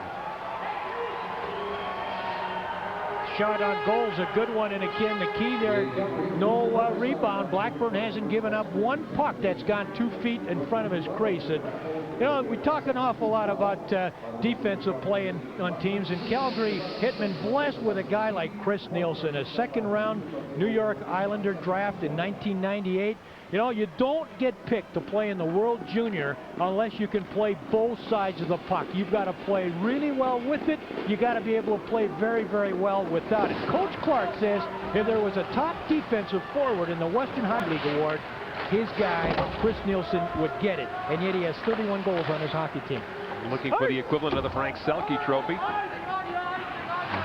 And that's going to be an icing call against the Calgary Hitmen. We've got more regional hockey coming your way here on CTV Sportsnet. The Maple Leafs taking on the #1 team in the Eastern Conference, the New Jersey Devils. That comes your way February 25th, the 7:30 Eastern Time puck drop. And then NHL game night. Pittsburgh and Philadelphia. That goes Thursday, 7:30 Eastern, 4:30 Mountain Time. CTV Sportsnet, game day, every day. There's a long shot by Arsini, and that was gloved easily by Brent Cron, and they'll have a face-off in the Hitman zone. Get a good look at Cron, not particularly tested either goaltender so much so far in this game, but Kenton Smith, what can you say? He attended the Dallas Stars training camp. As a 20-year-old boy, you have to be absolutely consistent. Kevin, that's the one difference. You know, you can have some off days or some off games, if you will, if you're a developing player, a 17 or an 18-year-old, maybe even a 19-year-old. But when you're 20 and you're trying for that contract, you have to show that you just are absolutely solid every game you play. And I don't think you can do it a whole lot better than Kenton Smith. I don't know. He had 19 goals last year. He's down this year. He's got 7. But, boy, they missed him a little bit in that Memorial Cup, didn't they? Good to see him come out and play the last game. Yeah, absolutely. His mother passed away, and it was just great for the team to see him come back and contribute. Now they name Hitmen, of course, for Calgary, and there's the reason for it. Rhett the Hitman Hart, one of the best wrestlers ever to step inside the squared circle. Kevin, I wouldn't argue with him on the telephone. Well, we talked to him at the Memorial Cup last year, and here's some of the Hitmen's horde, Hitmen's army. Either way, they're all painted up and ready to go. Plenty to cheer about here in Calgary with this Hitmen team. Hockey alive and well here, isn't it? 8,500 people last night to see Spokane, and a pretty good-sized crowd here today. They said it couldn't be done. Calgary and Edmonton started 3 years ago and just were disastrous. And absolutely, Kootenay starting in Edmonton, and just a wonderful job here in Kootenay. Great job there by Blackburn of the Kootenay Ice as he makes a save. Beach coming in right in front of him and Pettinger, along with Kristanovich, putting on the pressure. Back the other way now. Jaffe moving out in front. Beach takes it off him. Gets it to Kristanovich. Pass behind him. Good pass there to Chris Beach. A little bit too hard to handle. Beach back the other way. Pettinger fakes the shot. Beach to Kristanovich. Kristanovich, quick shot. Didn't make it through the crowd. Back the other way. Here's Yaroslav Svoboda. Svoboda at the blue line. Svoboda cutting for the net. Backhand shot. Cron the save. Loose in front. Quick shot. Cron another good save. 2 quicks there as the Ice look to open the scoring. Green, Svoboda, and Blatney up front for Kootenay. Leading in shots on goal, 16-14. Here's McCarthy moving up from his defensive position. Takes a bump, puts it behind the net. Blatney will keep it in. for McCarthy. Too far for him. Ice trying to get it out. McCarthy keeps it in to Green. Green with a chance. Quick shot. Tried to save. Didn't get all of it. Mike Green opens the scoring with a shot that Brent Cron got a piece of, but it ends up in the net. And the Kootenay Ice have broken the ice here at the Saddle Dome. Kevin, McCarthy starts this play. Watch 7 at the bottom of your screen there. He gets the puck to Mike Green, and Mike Green circles. He's given a little bit more room than you'd like to have, especially a guy of that ability as he scores his 35th. That's a shot right along the ice that just beats Cron. I think he might have expected that shot up a little bit higher, but Mike Green opens the scoring here. 9:36 left in the second period. And that was just a lot of room that they gave Mike Green to make that play happen. The fans coming in from Cranbrook to cheer on this Kootenay Ice team, and they have taken the lead. Mike Green, who will be our second intermission guest, opens the scoring. 1-0 for the Ice. Good job there by Steve McCarthy to get him the puck, but it's the Ice who open on top. It's 1-0 here. CHL Sunday from the Saddle Dome. With a pair of boots. Kodiak boots, actually. And it just grew from there. It grew from boots to shoes. From shoes to clothing. Everything to dress you up or dress you down. Oops, not that far down. You could say that wearing Kodiaks has taken on a whole new meaning.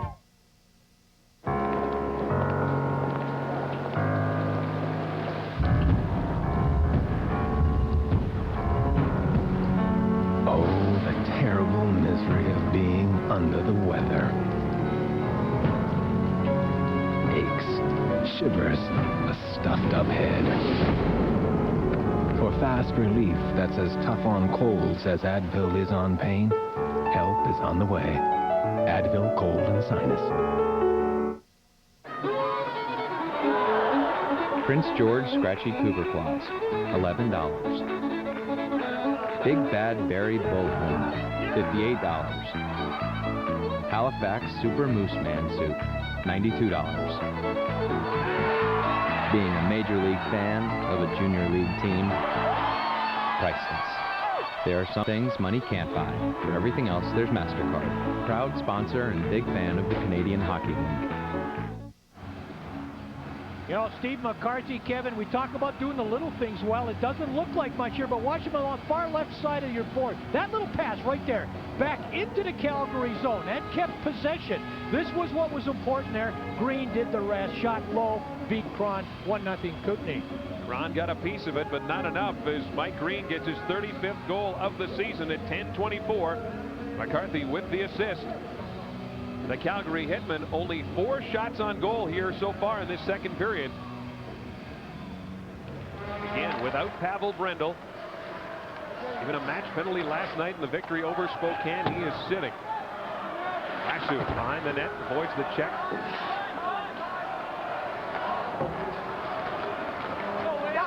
Nice, get it down. Ken Smith will pick it up there in the Calgary zone. The 11-minute mark of the second period. Peachy being watched by Moran. Kenton Smith will pick it up there in his own zone with Matt Kinch.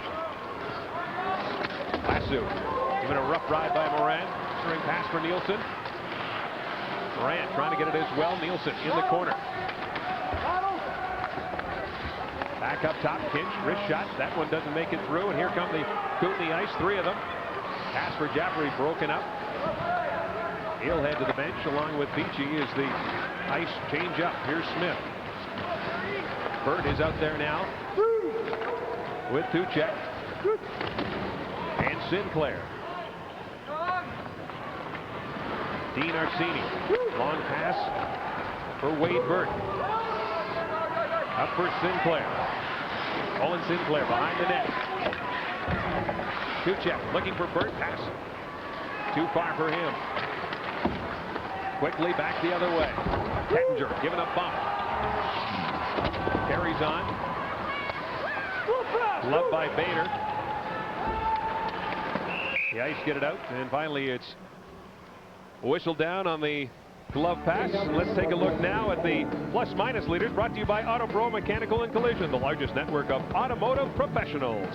Kevin, look at two European hockey players there, Svoboda and Blatney, 1 and 3. That's very, very good when your Euros are that solid defensively that they can get some good plus-minus numbers. And on the Calgary side, it's pretty impressive there in that your 1 and 2 are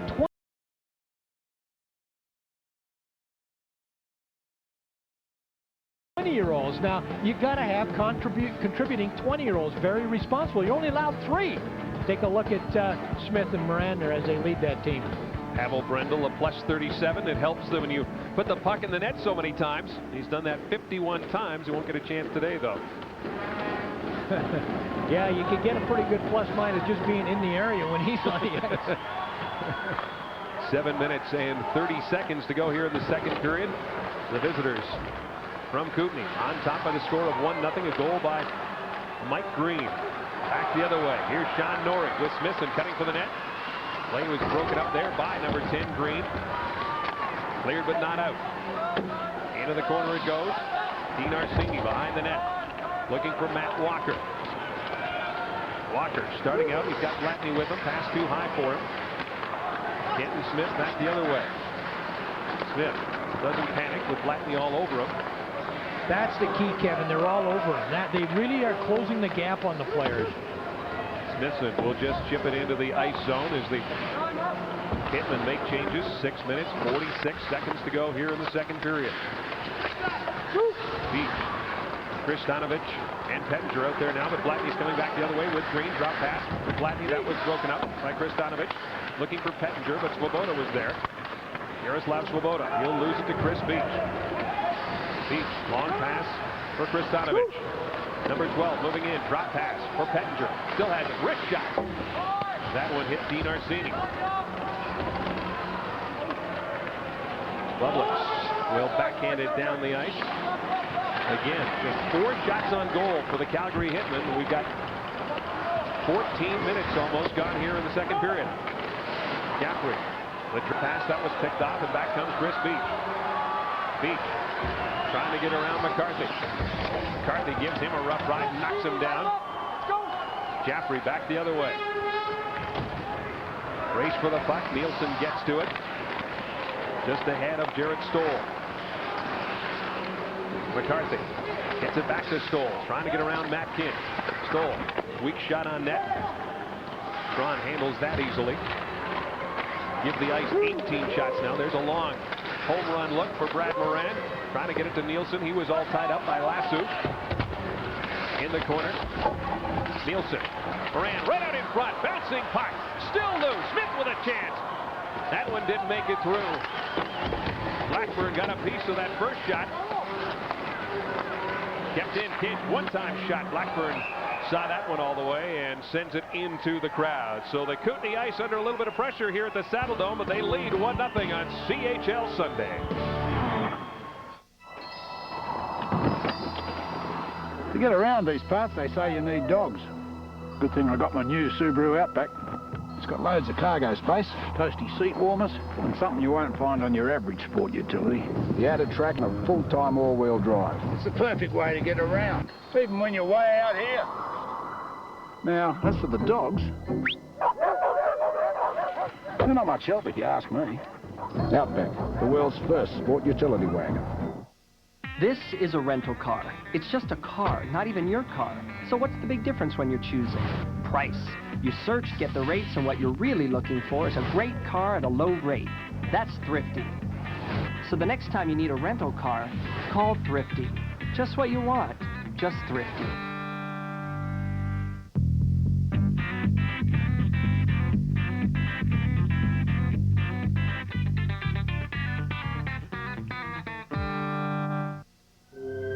When disaster strikes, help can't arrive fast enough. But when the emergency is over, the Canadian Tire Foundation for Families will be there by bringing resources and people together in times of crisis. The Canadian Tire Foundation for Families helps families when they need it most. Across the community and across Canada, picking up the pieces and putting lives back together. That's the Canadian Tire Foundation for Families. What the Kootenay Ice are doing so well tonight, Kevin, is they're containing the play, the gap between the player with the puck and the defensive player. Look, it's closed everywhere. There's just no space there. Now, they get in a little bit of trouble. Blackburn makes the save. All right, that's fine. Everybody's covered. Now, watch in the corner of the rink how you chase it. If you're a blue-shirted Kootenay Ice, make the hit, and guess what? Watch who comes up with a puck. Ah, we got it, and away we go. Those are the things that the Ice are doing well, and that's why they're leading 1-0 here with 5:09 left, second period. That was their 9th hit. Calgary out-hitting Kootenay right now, 15-9 in that department, but they trail 1-0. Kinch, long shot deflected. And the Ice will get it out. Less than 5 minutes to go now here in the second period. Jordan Kristanovich, long pass for Chris Beach. Arsini trying to get it out, finally does. Kristanovich will have to start again back in his own zone. Kenton Smith. Dan Pettinger. With Kristanovich behind the net, and a penalty coming up. An elbowing call, and this could be just what the Hitmen are looking for to get themselves right back in this game. Kevin, you do have to be awfully careful. I think that's a pretty good takeout. If I'm the coach, I'm saying, Arsini, take him out like that every chance you get. But you are playing with fire, because one thing you know that this Calgary team, without question, is going to set up and move that puck around inside that Kootenay zone. So Coach McGill's team is going to be tested a little bit for the next 2 minutes. Second power play opportunity for the Hitmen, 0 for 1 this afternoon with 2 shots in their last man advantage. And certainly this is a situation where they miss that number 8. Oh. Tell you what, unless he's got an awfully long stick, he's not going to be a factor in this game. There he is. The guy beside him is even Pete. They acquired Pete from Tri-Cities to protect their star player. And tell you what, is that carrying it a little too far when you're sitting beside him in the stands? Making sure nothing happens to a 51-goal scorer. 4 minutes, 22 seconds to go here in the second period. Hitmen with the man advantage. Moran to Beach. Chris Beach moving in. He's got Nielsen and Pettinger with him. Let the Kootenay Ice stay calm and get it out and down the ice. Kevin, I talked about Calgary setting up. They haven't been able to do so far. This is a pretty good penalty kill by the Kootenay Ice. Lasso, Svoboda, Blatney, and McCarthy. Here's Pettinger trying to gain the zone. Can't do it. McCarthy gets the loose puck and shoots it down the ice. 1:15 to go. The penalty to Dean Arsini. Chris Beach from behind his net. Sinclair is out there now with Mike Green. Long pass. Drops it back for Kinch. Bouncing puck. Blackburn controls at the side. Gives it to Fisher. He goes off the boards and down the ice. Less than a minute to go now in the man advantage. Braun will play it up for Beach. Sinclair watching him. Get it to Kinch. Kinch up to Moran. He was spun. Here's Beach. Gains the zone. Back up top. Shot side of the net. McCausland tried to get a stick on it. Brad Moran will pick it up. 28 seconds to go in the man advantage. Beach, one-time shot, and he didn't get good wood on it. McCausland picks it up in the corner. He takes a bump from the pass. The captain, Steve McCarthy. Hitman control. Kristanovich. Being watched closely. McCausland has it now. Here's Kristanovich. Kristanovich moving in. Right out in front! And Blackburn stayed with him and stayed low and kept it out. And a whistle with 5 seconds left in the man advantage. Well, Brendel with his seat in the Blues over there. He's sitting out for one reason only. He's not a healthy scratch. God forbid it should happen twice in a season, but there's no time left in the hockey game. Last night, Brendel with the big hit on Rossiter after missing the open net. And boy, there's more pushing and shoving there than on a Jerry Springer show. There's Pete in the corner, and he's staying awfully close to his prized possession. Hey, Pete, arguably one of the toughest, if not the best fighter right now in the league with that shaved head. I think he'll be back. He's got some abdominal problems, and they do miss him. He's a tough cookie back there, and you got to have that if you're going to win a championship. Certainly need him for puck possession. 34 seconds in the power play. In the attack zone for Calgary. Here's a chance now for Norrie. Quick shot. Oh, what a save. Loose in front. Blackburn got a glove on it. And the whistle goes as Blackburn is asked to come up big, and he does. Kevin, you lose the puck ever so slightly. These are the mistakes that kill you. Cole Fisher from Kootenay lost that puck, and very quickly it's a 2-on-1. I mean, that's the explosiveness of the Hitmen. I think they're a little tired tonight. I know that power play, as you get a good look at another nice cross-ice pass, you get the defenseman turned inside out, and Blackburn, huge save. If that puck had come down a little bit quicker, the rebound was there for the picking, but it looks to me like the Hitmen may be a step behind, and that might be because of the game they played last night, especially on a power play, because once they shoot, they didn't have that active pursuit to get the puck back after the shot. First power play, there were 1:31 in the attack zone, and the second power play, just 34 seconds. Wonderful. See, that's the difference, and you got to hand it to guys like that right there in the blue. That's young Mr. Tuchik, I think it is. I can't get his number, Kevin, but he did a real nice job of killing the penalties. Calgary 0 for 2 with 3 shots. Coming up in our second intermission, we'll have a chance to chat with a goal scorer from this hockey game, and that is Mike Green, and we'll have our CCM play of the period, and of course the Toyota CHL Extra focuses on the dub. Here's Lassu, the Calgary native, 6'2", 205 pounds. You shoot it in. The Kootenay Ice on top by the score of 1-0. Siegel, he had a good chance in the first period. He'll flip it in. Arsini gets hit from behind, centered back in front. Big time shot by Siegel, and couldn't get good wood on it. There was a great chance, and here come the Hitmen again. Lubnik centering it out in front. Siegel was there, but again, couldn't get the stick on it. And the Ice get it out.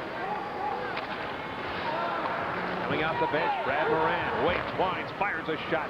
That hit Arsini, deflected into the corner. Gomez will keep it in. Jaffrey in his own zone, takes a bump from Brad Moran. Arsini to the rescue, picks up the loose puck, and he'll come right up the middle with 1 minute, 13 seconds to go here in the second period. Conley flips it into the Hitman zone, and Matt Kinch will touch it, and that's going to be icing against the Kootenay Ice. Hey, don't forget, coming up, we've got solid gold action. Gold Cup qualifying. Canada with their toughest test to date as they take on Mexico in the quarterfinals. All of this is happening at Qualcomm Stadium in San Diego, and it's coming up right after the game. Sportsnet game day, every day.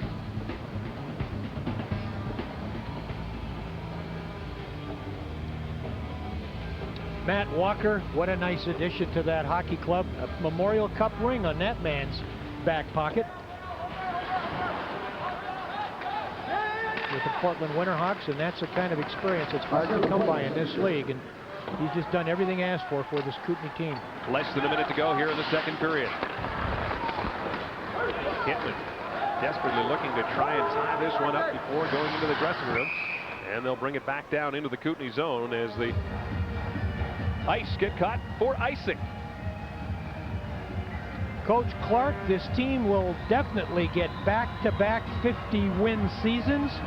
One of 6 teams in the Western Hockey League that do that, or are able to have done that. Kamloops 1 year won 3-year period, won 3 straight 50 wins in a season back in the 89-92 season. Coach Clark is never happy with a lot of little things that his team do. You can't always say pat guys on the back too much. You've always got to still be able to demand answers. And yeah, he'll have an interesting talk with his players in between periods, but it's tough to ask an awful lot of a team playing a team like Spokane last night and Kootenay here less than 24 hours later. 40 seconds to go in the second period. Dean Clark with plenty of experience, coached in the All-Star game, coached in the Prospects game, coached at the World Juniors, and coached in the Memorial Cup. Latnik will flip it in. 26 seconds to go now.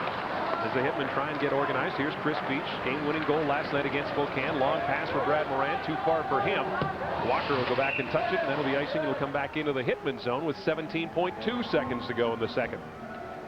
Coach Ryan McGill played 180 NHL games with Philadelphia and Edmonton, had a slap shot hit his eye in '95 while with Anaheim, or in Anaheim, I should say, and that kind of ended his career. But, well, you know, you don't necessarily have to be a tough person, but certainly a person who's a tough hockey player to play on his teams. And, you know, things like, some things in hockey just never change. It's always, Kevin, going to be a blue-collar game played by skilled people and not the other way around.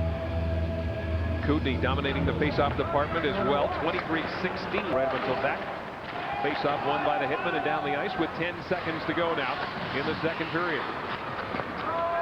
Canton Smith from Matt Kinch, chance for one last shot. Chris Beach is not going to be able to take it. Instead, it's Burnt with a long shot. And the save there, my bright Brett Cron. But the Kootenay Ice in control after 40 minutes of hockey.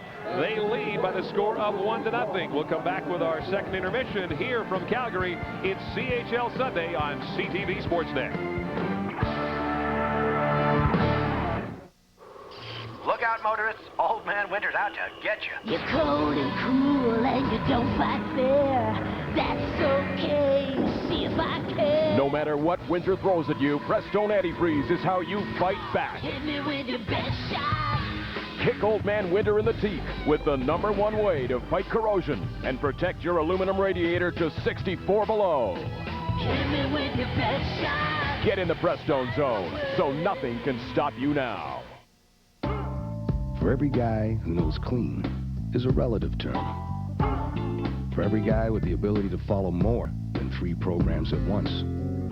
For every guy who sees no reason to dirty another glass.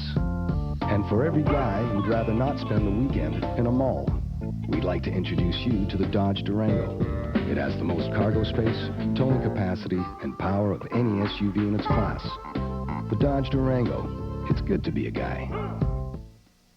So what you're saying is you can't change your oil every 5,000 kilometers because you're too busy. So you push it.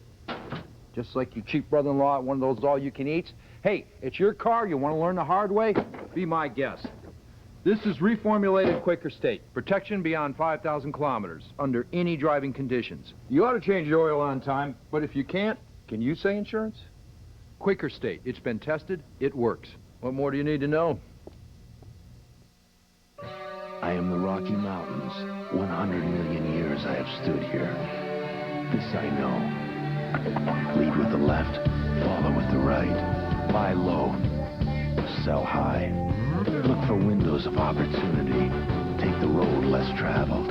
Keep your stick on the ice. The grass really is green on the other side. And always maintain an open door policy. Coolest like the car, the Rockies.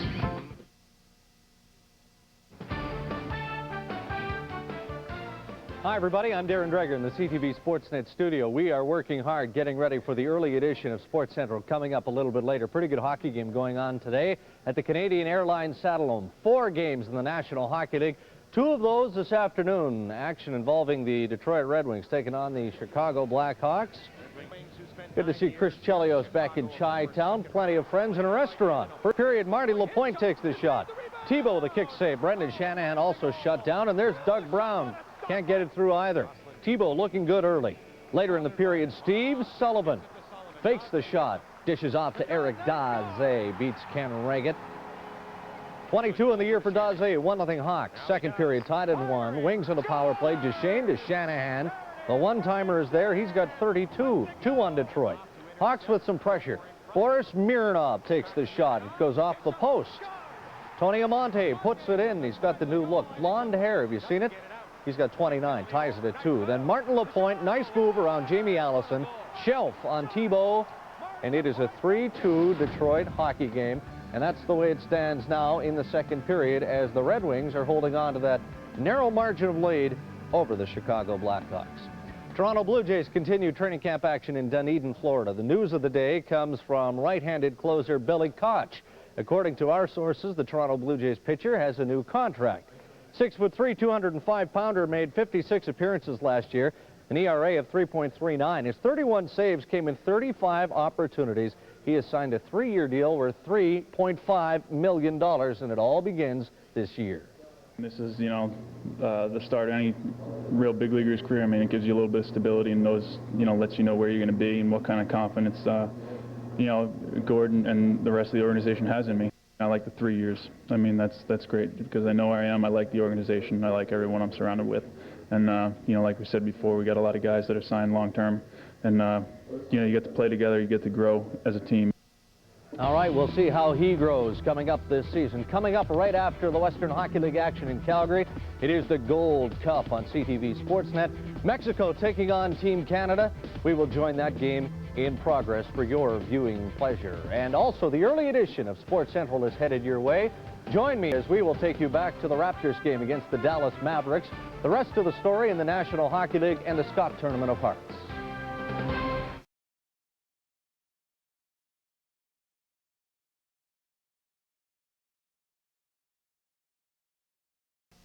Thought I'd let my friends here help demonstrate a few key points of the Subaru Forester. Go ahead, boys. First, there's the added traction of full-time all-wheel drive. Better cornering than a Lexus RX 300. And did I mention it got the highest rating in its class in recent crash tests? That's gotta hurt. Subaru Forester. Sport utility tough, car easy. My day starts here, but who knows when it'll end. That's why I use new Speed Stick Ultimate Deodorant. It's formulated to give you antibacterial protection that kills odor for tough 24-hour protection. I am a living legend. My goalie stick is my sword and my shield. My mask, my armor protect me from enemy fire. When players approach the net, they don't see a goaltender, they see a fortress. The hockey rink is my kingdom, and I am its guardian. What's your dream?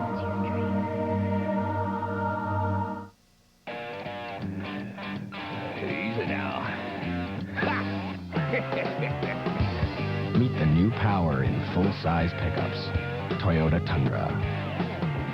The first 32-valve V8 ever put in a full-size pickup. The 245-horsepower I-Force engine for the fastest acceleration and the most torque in its class. Look out. Oh! Tundra. Heavy. It takes everything you've got. My day starts here, but who knows when it'll end. That's why I use new Speed Stick Ultimate Deodorant. It's formulated to give you antibacterial protection that kills odor for tough 24-hour protection. Lots of long-distance companies let you save money when you call at night. But have you seen what they're charging you during the day? At Sprint Canada, there's no difference between night or day. You get the same low rate no matter when you call. For $2.95 a month, call anytime, night and day to anywhere in Canada and pay just 10 cents a minute. It's easy. Call 1-800-THE-MOST today. Night, day, it's all the same time. CHL Sunday comes your way again February 27th when two second-year teams in the OHL clash, the Mississauga Ice Dogs and the Brampton Battalion. Here at the Saddledome in Calgary, the Kootenay Ice have the lead after 40 minutes, 1-0, and it's thanks to Mike Green of the Ice. And Mike, this has got to be a great road game for you guys coming in here and taking on the #1 team in the country. Yeah, for sure. I mean, we're going into third period 1-0, up 1-0 on the Calgary Hitmen. I don't think we can ask for much more than this. Hey, you guys feel like you're second place in this division. So much talk has been made of the Calgary Hitmen. Do you feel like you might not get the respect you guys deserve for the talent you have? I think a little bit, but I think, we haven't done nothing yet. I think, come time for playoffs, if we can do something, then we'll get the respect we deserve. Hitmen had a great season so far, and I think we can take a run at them.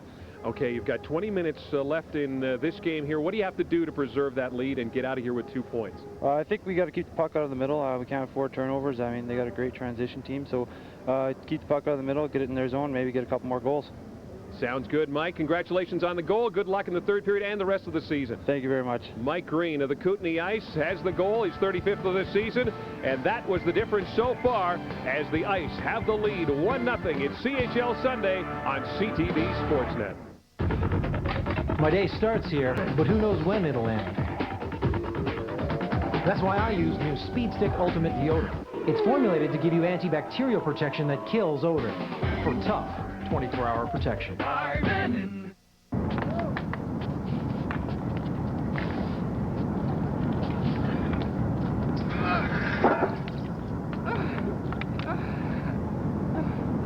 It's a Canadian game. So, Jim, the Calgary meeting's back on. I need you there first thing in the morning. Great. Hey, Deb. Just talked to Roy. He needs you in Calgary tomorrow. 10 a.m. Good news. You're going to Calgary tomorrow. Hey, man. Hi. Have you ever been to Calgary? For every reason to travel, there's a Best Western to stay in, including 7 in Calgary. And now get triple points on participating airlines with every stay. Auto Parts, Auto Parts, Auto Parts. For quality, we have the line for top performance every time.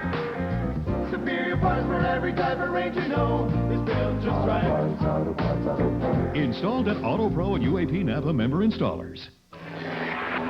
In racing or on the road, top quality replacement parts are a must, which is why I recommend the full range of UAP Napa parts. UAP Napa, the right brand for the job.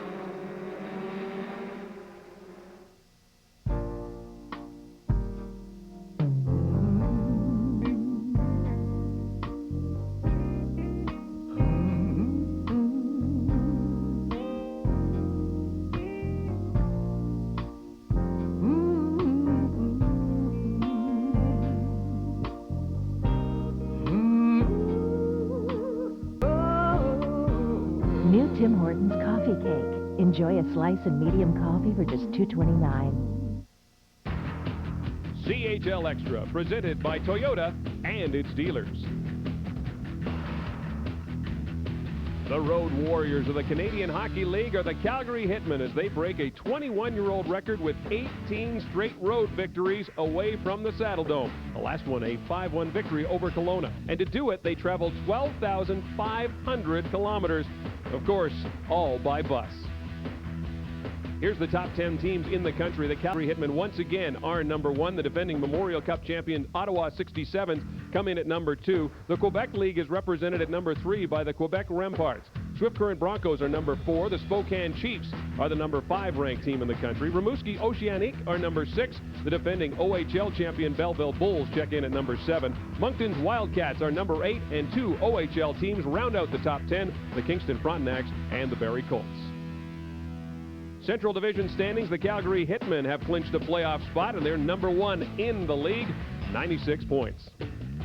In the Eastern Division, Swift Current has the lead at 81 points. Saskatoon is next with 62.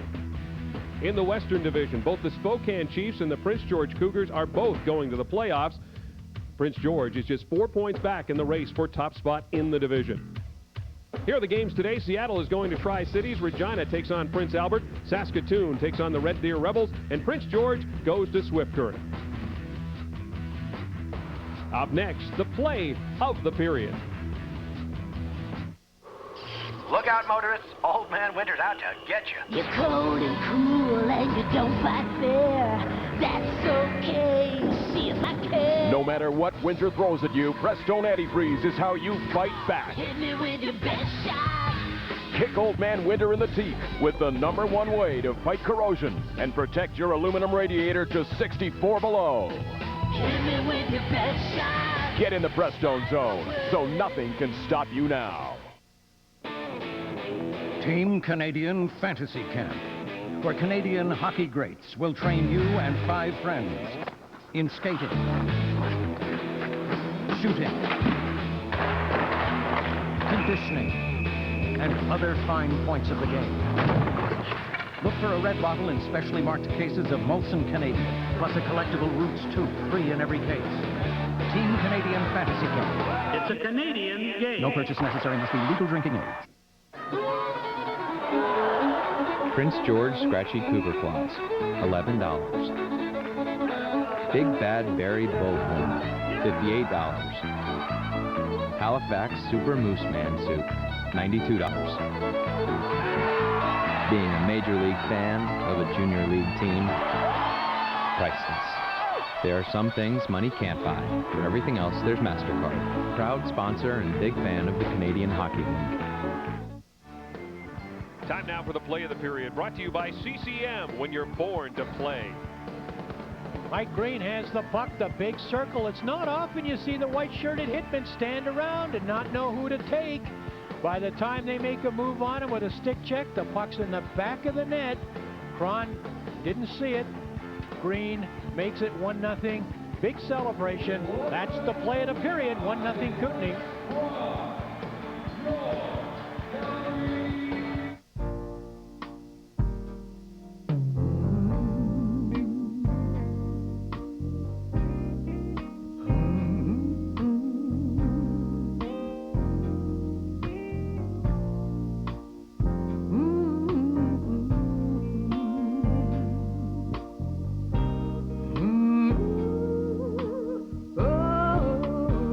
New Tim Hortons coffee cake.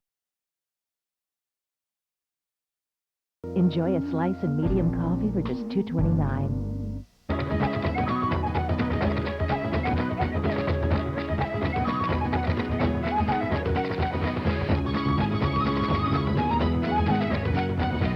When back pain slows you down, turn to Robaxacet with 2 active ingredients, one to relieve back pain, the other to relax tense back muscles. It's the brand doctors and pharmacists recommend most, so you can get back into step. Robaxacet, helping you walk away from back pain. CHL Sunday on CTV Sportsnet is presented in part by Molson Canadian. It's a Canadian game. And by Sherwood, proud to serve the hockey world. Here at the Saddle Dome, after 40 minutes of hockey, the Kootenay Ice have a 1-0 lead on the 35th goal of the season by Mike Green. This is the 6th meeting of these two teams. Calgary holding the edge 3-2. The last time they met, they went to overtime on January the 13th. Kootenay doesn't want to see that here. These are the Calgary Hitmen without Pavel Brendel and playing a day game after a night game. Kinch up to the captain, Brad Moran. He's out there with Chris Nielsen and Jared Smithson up front. Kenton Smith and Kinch on the blue line. This line working hard, getting it loose in front, and it's cleared out. Back the other way. Gladney moving in, waits, shot, Green. The goal scorer with Svoboda. Number 14, Yaroslav Svoboda. And we've got a penalty behind the play. And an interference call coming up. Kevin, when you play responsibly away from the puck, you do take guys that don't have the puck. That's one of the, the things that you have to do well. Brad Moran takes his man down, I think, in the far corner of the rink, right over there. He's saying, who, me, coach? He's the guy with the C. Well, we got it all wrong. We got it all backwards. It's Green with the penalty. I thought it was Moran. I think Moran thought it was Moran. He was certainly pleading his case when he didn't have to. Absolutely. I mean, the way he took his man down in the corner of the rink, it was like it was away from the play. It looked like obstruction interference. I think everybody in the building thought it was Moran going to go to the box, but it's not. It's a Green in the penalty box, and Coach McGill from the ice is going to have his job full with his team here and killing off a Calgary power play that really did not look very good the last time they were on the man advantage. Third power play opportunity for the Hitmen. 0 for 2, 3 shots total in those 2 advantages. I think, again, we've talked about it without Pavel Brendel. Cleared around the boards. Kept in at the line. Beach. Over to Matt Kinch. Kinch moving in. Quick shot. Hit the side of the net. Kinch has it again. Here's Brad Moran. Still has it. Moran. Drop pass for Nielsen, but Nielsen wasn't ready for it. And the Hitmen will have to regroup. Hettinger. Moran. And Beach. Here's Kinch. His pass intercepted by Jaffrey. He'll just throw it back into the Hitman zone. Penalty killers change up as Svoboda steps out on the ice. Along with number 9, Chris Jubb. Here's Pettinger, gets to the blue line. Drop pass for Moran. Brad Moran tied up. Blackney gets it out. Here's a chance now with Svoboda. Short-handed. Jaroslav Svoboda moving in. Shot. And a save by Brent Cron. Here's Beach. Chubb. Chris Chubb takes him out. Into the corner it goes. Nielsen has it now. 36 seconds to go in the man advantage. Cross-ice pass for Kinch. He has that tie up in his skates. Just flips it on net. Blackburn the save. Moran behind the net. Tied up by Lasso. Pettinger trying to get free. Chris Chubb prevents that. Clear but not out. Beach at the blue line. Pass for Kinch. Too far for him, but Nielsen will keep it in. Here's Nielsen hanging on. 15 seconds to go in the man advantage. Can't do anything with it. Lasso backhand and gets it out. Knocked down by a high stick from Kinch, and that will pretty much do it for the penalty. It's just 7 seconds to go in the man advantage. Time now to take a look at the Coho summary. Second period stats brought to you by Coho. And there is the only goal of this hockey game, scored by Mike Green, his 35th of the season at 10:24. Shots on goal even in that second period. And the face-offs favoring the Kootenay Ice 23-17. And they have the advantage there, and they have the advantage on the scoreboard. Means so much, doesn't it, when you win that face-off? You got possession of the puck, you can make things happen. You're not in active pursuit of that biscuit. But I'll tell you, Kevin, I've seen Calgary many times, as you have too. I've never seen their power play this inept. The chance right up the middle as Norrie was knocked aside. He's out there with McCausland now. And Bubnik. Power play now 0 for 3. Here's Mike Green. Back the other way for the Kootenay Ice. Green centering pass for Beachy. Picked off by Sean Norrie, and he quickly gets it up to McCausland. McCausland will flip it in. And Walker is there to pick it off. Back the other way they come. Beachy. Long shot. Stoll. Missed the target. Beachy will keep it in. Jaffrey. Knocking down Bubnik as the Hitmen try and get it out. Fisher is there. Stoll. Jaffrey, and he will just shoot it in. Cron will leave it there for Sarich. Rod Sarich starting out. Good pass for Chris Beach. Having trouble getting started as the Kootenay Ice putting on pressure right out in front. Burt couldn't get a shot away, and Cron decides to hang on to it. As we mentioned, the power play is suffering, and one reason Coach Clark is not seeing the usual firepower is the absence of this guy. The Pavel Brendel story continues. The top pick of the New York Rangers out because of this that happened last night, and not a smart decision, Coach, to take the man when the game's over and the 2 points are in your back pocket. Yeah, I'm sure he thought he had another goal there in his back pocket with the net wide open. He missed it, went in there, gave the guy, Rossiter, a little tap on the back, and you know, he's a pretty big guy, Brendel is. He packs a good bunch of muscle there and drove him right into the wall, and you're going to get called for that every time. There's no question in my mind when it happened that that was going to be a match penalty. Here's Burke back the other way. Quick shot to check. Rebound in front. Pettinger, the chance to get it out, and does. Right up the middle now. Here's Chris Beach going in. Beach moving past Kristanovich. Scores! Jordan Kristanovich has tied the game. The speed, the transition of the Calgary Hitmen. And Kristanovich capitalizes. Kevin, there's still a little gas left in the tank, but it takes you way back to the blue line. Watch the left side of your screen. That's Pettinger making that pass, and then it's home free, and the race is on. And once you get it to that spot in the front of the net, it was very important for Calgary to get this next goal to tie this game, and in fact join the match. That's a pretty good job. Blackburn would love to have gone a little further to his one side to cover that pad. Look, he's looking down and saying, man, if I'd have got that pad out a little bit further. But it all started back at the Calgary blue line by Pettinger. Hey, we got ourselves a pretty good game right now. This will spark the Hitmen. Beach and Pettinger picking up the assist on the 16th goal of the season by George Kristanovich, the one that has tied this game. Loose in front. Ron calmly clears it away. Jared Smithson in the corner. Nielsen centering it out, looking for Moran. Moran. Smithson shot. Rebound. Another chance. Oh, and Blackburn makes 3 big saves and keeps it a 1-1 game as the Hitmen are turning up the heat. Isn't that something? That's exactly what happens. Every coach in the league has paid a price when you let down for a little bit. Blackburn at his absolute best. That little sequence was the 3 best saves that he's made in this hockey game. There's one. He keeps that puck close.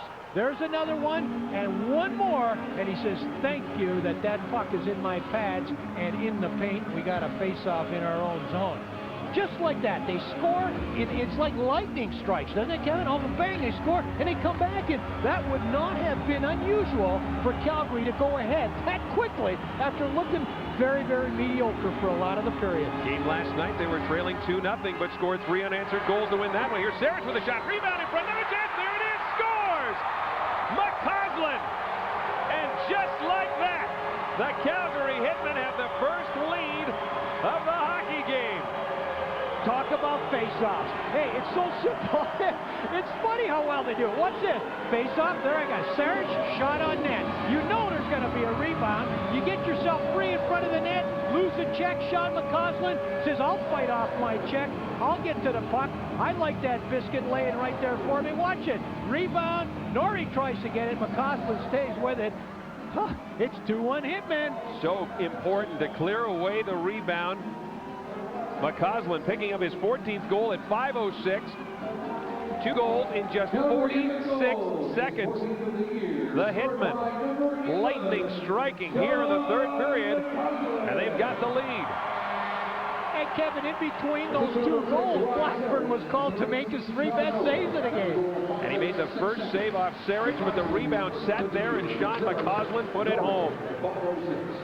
Now, a test for this Kootenay Ice team. Can they come back? Big bump there. Another chance. As Kenton Smith is throwing his body around. In behind the net. Beach being watched by Jaffrey and Stoll. Jaffrey behind the net. Beachy waiting out in front. Crowd getting into this now. Dan Pettinger starts out. Pettinger will just flip it in. That line is heading to the bench.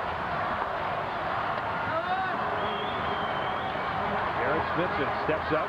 Nice move by Fisher to get around him. Can't get around Brad Moran, though. Does get it to Blatney, who flips it in. Smithson in control of the puck. Jaroslav Svoboda almost turned it over. Nielsen lost his glove in the process. Smithson keeps it in. Long shot. Blackburn, the blocker save. Moran keeping the pressure on. So important here for the Kootenay Ice to stay calm. Plenty of time left. 13 minutes, 17 seconds to go in the 3rd. They're down by 1. Ice with the pressure. Hitmen get it out down the ice. Here is Walker. Quick shot. Lasso chips it in. He'll head to the bench. Mike Green is out there, the goal scorer. He gets knocked down, and there's going to be a penalty. And it's going to be Rod Sarich who will go to the bench. And the penalty box and the ice and the power play when we come back. Easy now. Meet the new power in full-size pickups. Toyota Tundra. The first 32-valve V8 ever put in a full-size pickup. The 245 horsepower I-Force engine for the fastest acceleration and the most torque in its class. Look out! Oh! Tundra. It takes everything you've got.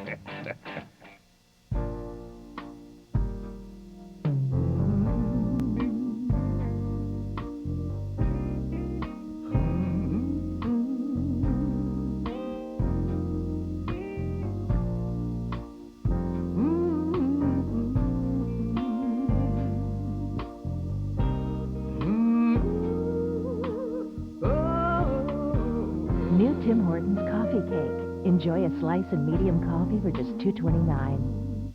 Auto Parts, Auto Parts, Auto Parts.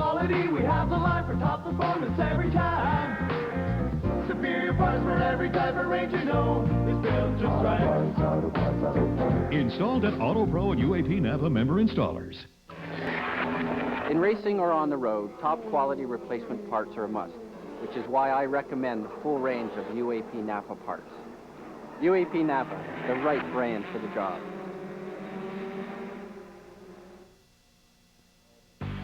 It's time to play the Dodge Trivia Contest. Win this Dodge Caravan 2016 family minivan to be given away on our Memorial Cup telecast on CTV Sunday, May 28th. Or win a Roots Leather Melton CHL jacket or a Nike training suit. Phone now and answer this trivia question. With what NHL team did defenseman Steve McCarthy start the 1999-2000 season? You want a demonstration of obstruction holding or hooking? Watch this. Sarich, 6. Stoll on the chase. Kinch with the puck. Sarich says, Stoll, you ain't going to get my man. I got to give him some space. Kinch head up, full possession. Sarich in the penalty box. Clark concerned. The Ice going on their third power play of the hockey game, 0 for 2 with 2 shots in the previous 2 man advantages, and a great chance here to get right back in this game. Mike Green, who got his 35th goal in the second period, wins the faceoff. Pass for Walker is picked off. Again, they are so dangerous, shorthanded. Norrie and McCausland up front. Kinch and Kenton Smith on the blue line. Here is Walker for Kootenay. He'll flip it in, knocked by a high stick from Smith, Swoboda. But it's touched by Smith, and that brings the whistle. Don't forget, coming up after this game, we'll go down to Qualcomm Stadium in San Diego for a huge match for the Canadian men's soccer team as they take on the Mexican side in the Soccer Gold Cup tournament. That comes up right after our game here from Calgary on Sportsnet. Game day, every day. Minute 37 to go in the man advantage for the Kootenay Ice. Face-off coming up in the Calgary zone. Green will take the draw against Beach. Puck comes loose, and it's shot down the ice.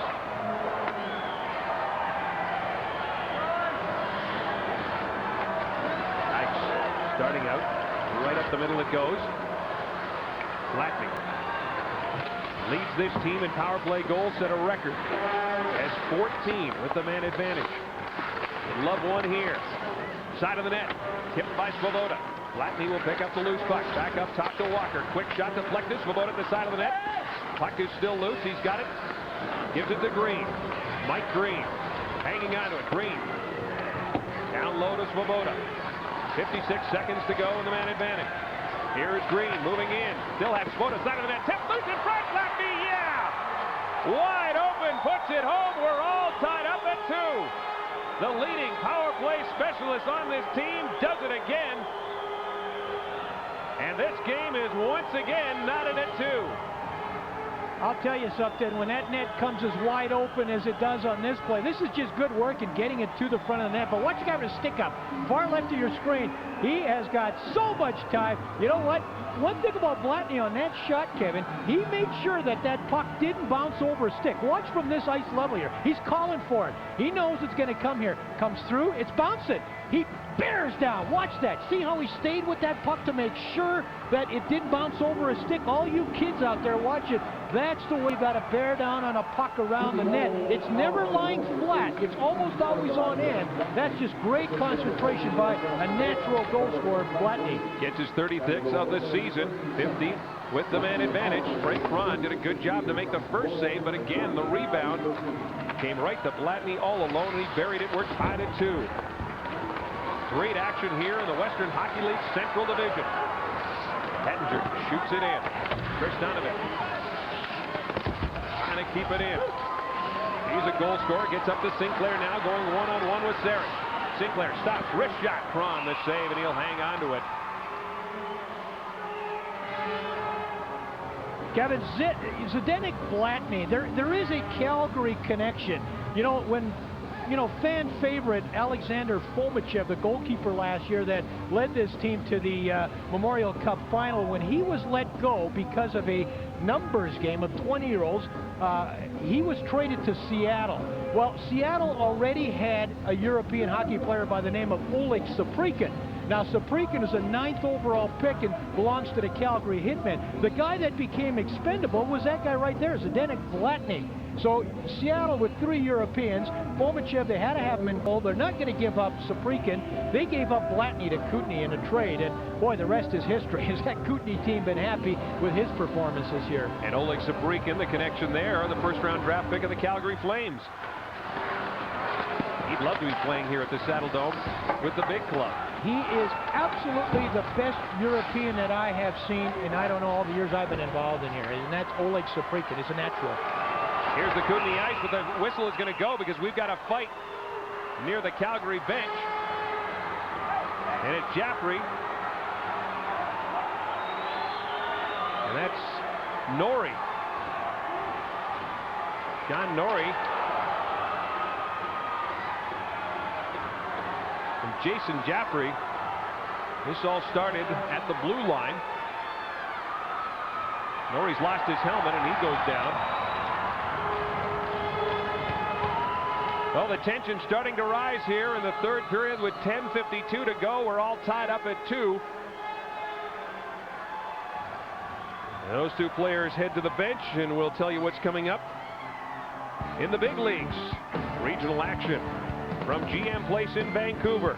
The Canucks coming home after a very successful 3-2 road trip, including a win over Ottawa on Saturday. That comes your way 7 o'clock Pacific. And the Los Angeles Kings go into Skyreach Center, where the Edmonton Oilers lost to Calgary yesterday. They'll need a win as they look for a playoff position. Sportsnet, game day, every day. There's a look at Sean Norrie and Jason Jaffrey in the penalty box. Not a bad little tilt. Yeah, Norrie, you know, his older brother played in this league with the T-Birds in Seattle, and he was one of the best fighters. Jason Norrie was an outstanding scrapper. I don't know, I've kind of lost track a little bit of where he's playing hockey right now. I think it might be somewhere in the East Coast League, but we'll get a good look at how this whole thing starts. There's usually some words spoken. Top right-hand corner. There you go. You just see the feet. Now we'll get up a little higher and you'll see the feet, and you'll see the bodies, and you'll see the fists, and watch what happens. Norrie doesn't, you know, good fighters will not let players get their hands free, and Norrie was unable to get an awful lot of licks in there. I don't know who Nancy Knuckles, our fight judge, gives that one to. Connection there with Norrie. He was part of the ice organization in the 96-97 season. Now he's back battling his old team and battling Jason Jaffrey. Both those players off. Both teams stay at even strength. Face-off coming up in the Hitmen zone. 10 minutes, 52 seconds to go here in regulation time. Tied at 2. Quick shot. Braun make the save. Sinclair in the corner. Tuchek being watched by McCausland. Smith in there as well. Sinclair comes out of that pile of the puck. Back up top. Quick shot in front, and another penalty coming up. And we've got a slashing call. I don't know who it's going to go against. It's certainly a white-shirted Calgary Hitman pretty excited about the fact it was called him. Is that Kenton Smith heading in the box? That's him. It's exactly who it is. You know, it's really unfortunate if the referee at this point starts to get too involved in this game. It's been really totally decided by the players on the ice. I think he's made the right calls, and I'm sure Coach Clark would say to this point, referees have done a pretty good job out here, the linesmen and the refs, and a lot of pushing, a lot of shoving. Well, he gives him a shot at the back of the legs. I'm sure that's a call right there. One shot, maybe it's the second one. You know, and that's good call, Kevin. I mean, you got to give the guy the first one. He gave one the back of the legs, but when you get that second slash, certainly waist high or higher, you're going to end up paying for it, and that's what happened. Fourth power play opportunity for the Ice. They're 1 for 3. And a goal by Zdeněk Blatný. He's out there now having some words with number 33, Tony Bader. More CHL hockey coming your way. February 27th, it's the Ontario Hockey League in the spotlight as the Mississauga Ice Dogs, owned by you-know-who, taking on the Brampton Battalion. The Battalion are owned by one of the co-inventors of Trivial Pursuit. So you think that organization's got some money? Well, Blatný in the box. It's going to be 4-on-4 at this point. Now we'll get a look at it, see what Blatný does here. There's a hook, pulls him down to the ice. You can do that, but when you're 15 feet from the guy with a red armband, you're asking for trouble. You're going to get thrown in the box. It's 4-on-4 right now. That's a lot of possession hockey. Skill and speed are the two biggest factors to look for now. There's not a lot of dumping. There's not an awful lot of giving the puck up. Look and see how these teams handle this situation when there's 4 players against 4 skaters on the ice. It's 2-2, 10-18 left, third period. Lassie and Smith are off, and that puck ends up in the Kootenay ice bench. Yeah, you can't say enough things about this guy's ability to handle the puck. You know, he passes so well. I've watched him tonight about 6-7 times. He makes that real good hard pass, Kevin, but doesn't slap the puck. And that's so important. It's got to be hard. So many rookies, when they go to an NHL training camp, the first couple scrimmages, they make some of the soft passes, and they'll have a veteran come up to them, kid, say, "Kid, you give me that puck. You give it to me much harder than that, because I'm going to get nailed when I get that puck." And you got to be able to make that pass without slapping the puck. He's the best passer in the league, McCarthy is. Picked up an assist on the goal by Mike Green that gave the Ice 1-0 lead. Right now it's 2-2. And that is offside. 9:58 to go here in the third period. The Hitmen and Ice locked at 2. CHL Sunday on Sportsnet.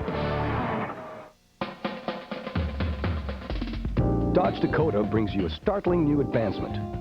Doors. Great big ones.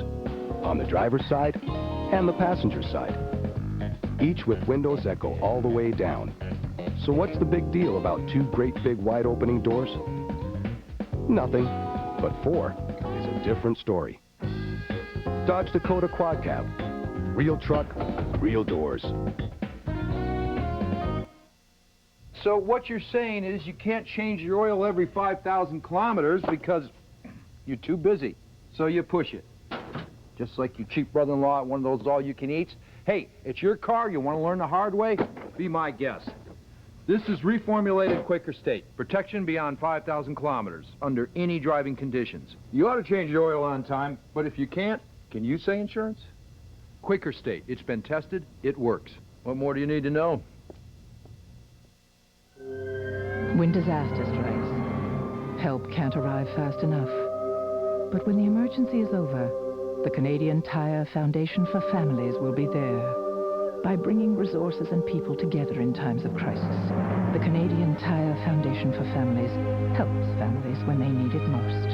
Across the community and across Canada, picking up the pieces and putting lives back together. That's the Canadian Tire Foundation for Families.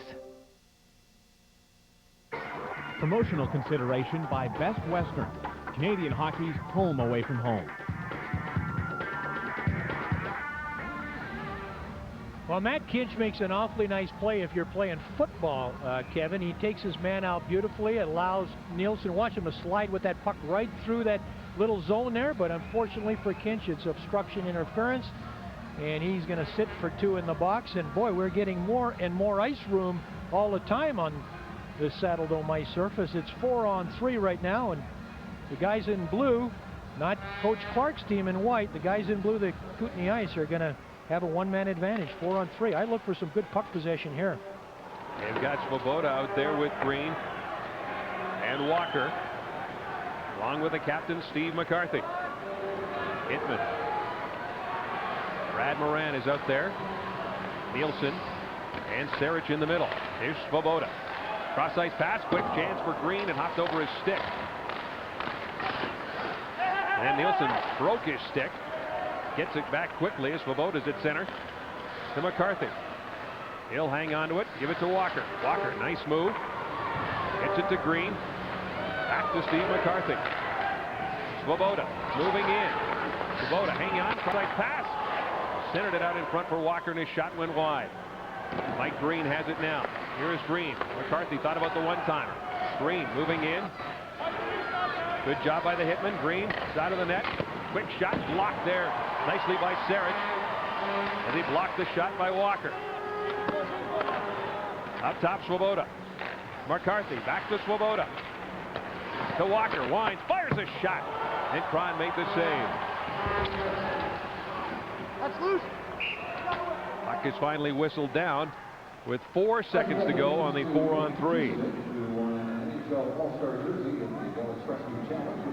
How about our Dodge trivia? Which NHL team did Kootenay defenseman Steve McCarthy start the 99-2000 season with? Was it Toronto, Boston, or Chicago? Yes, indeed. If you were listening, we talked about Chicago and the 5 games that he played with Chicago, including a big moment, Bill. He got drafted, and then he stuck with the team. They liked this kid's size, and then they liked what he did against the Vancouver Canucks on October the 6th. A memorable day for Steve McCarthy, his first goal in the NHL.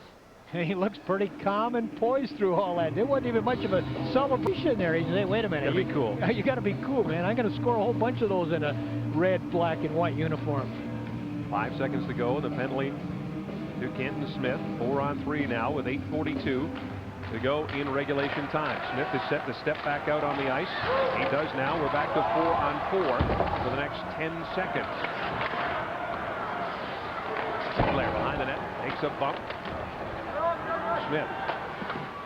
Flatney set to step back on the ice, and then another power play opportunity for the ice for the next 23 seconds. Down the ice it goes. Beach in a race for it with Burt. In the corner, Blatney looking for it as well, and here's Blatney starting out. Blatney, the power play goal-scoring leader for this Kootenay Ice team. Stoll gets knocked down. Smith then trying to clear it out. Ice, keep it in. Good job there by Blatney. Kinch is back on the ice, and we're at even strength. And nobody able to capitalize with the man advantages, even 4-on-3. The Hitmen do a good job. Fisher. Around the boards it goes. Loses it. Beach behind the net, centering it out front. Chance for Gomez. Blackburn just getting his stick back now. And the puck is cleared out and into the seats. Once again, Dan Blackburn is tested. A chance right in front of the net. Rockin' Robin Gomez. We haven't heard much of him, but he's a big, tough guy they acquired this year as well. And he gets that puck in front of the net and is unable to square the stick up with the good shot. So consequently, he's got the blade on a bit of an angle, Kevin, and that makes the puck over top of the net. He's not noted for being a big goal scorer. You got to have that the blade of the stick curved in a little bit. He leads the team with an awful lot of penalties there, and that's what they acquired him for. He's a good, hard-nosed hockey player that brings something to the table every night that he's there. And you know, for a guy to come from where he's come to the #1 team in junior hockey is quite a step to make.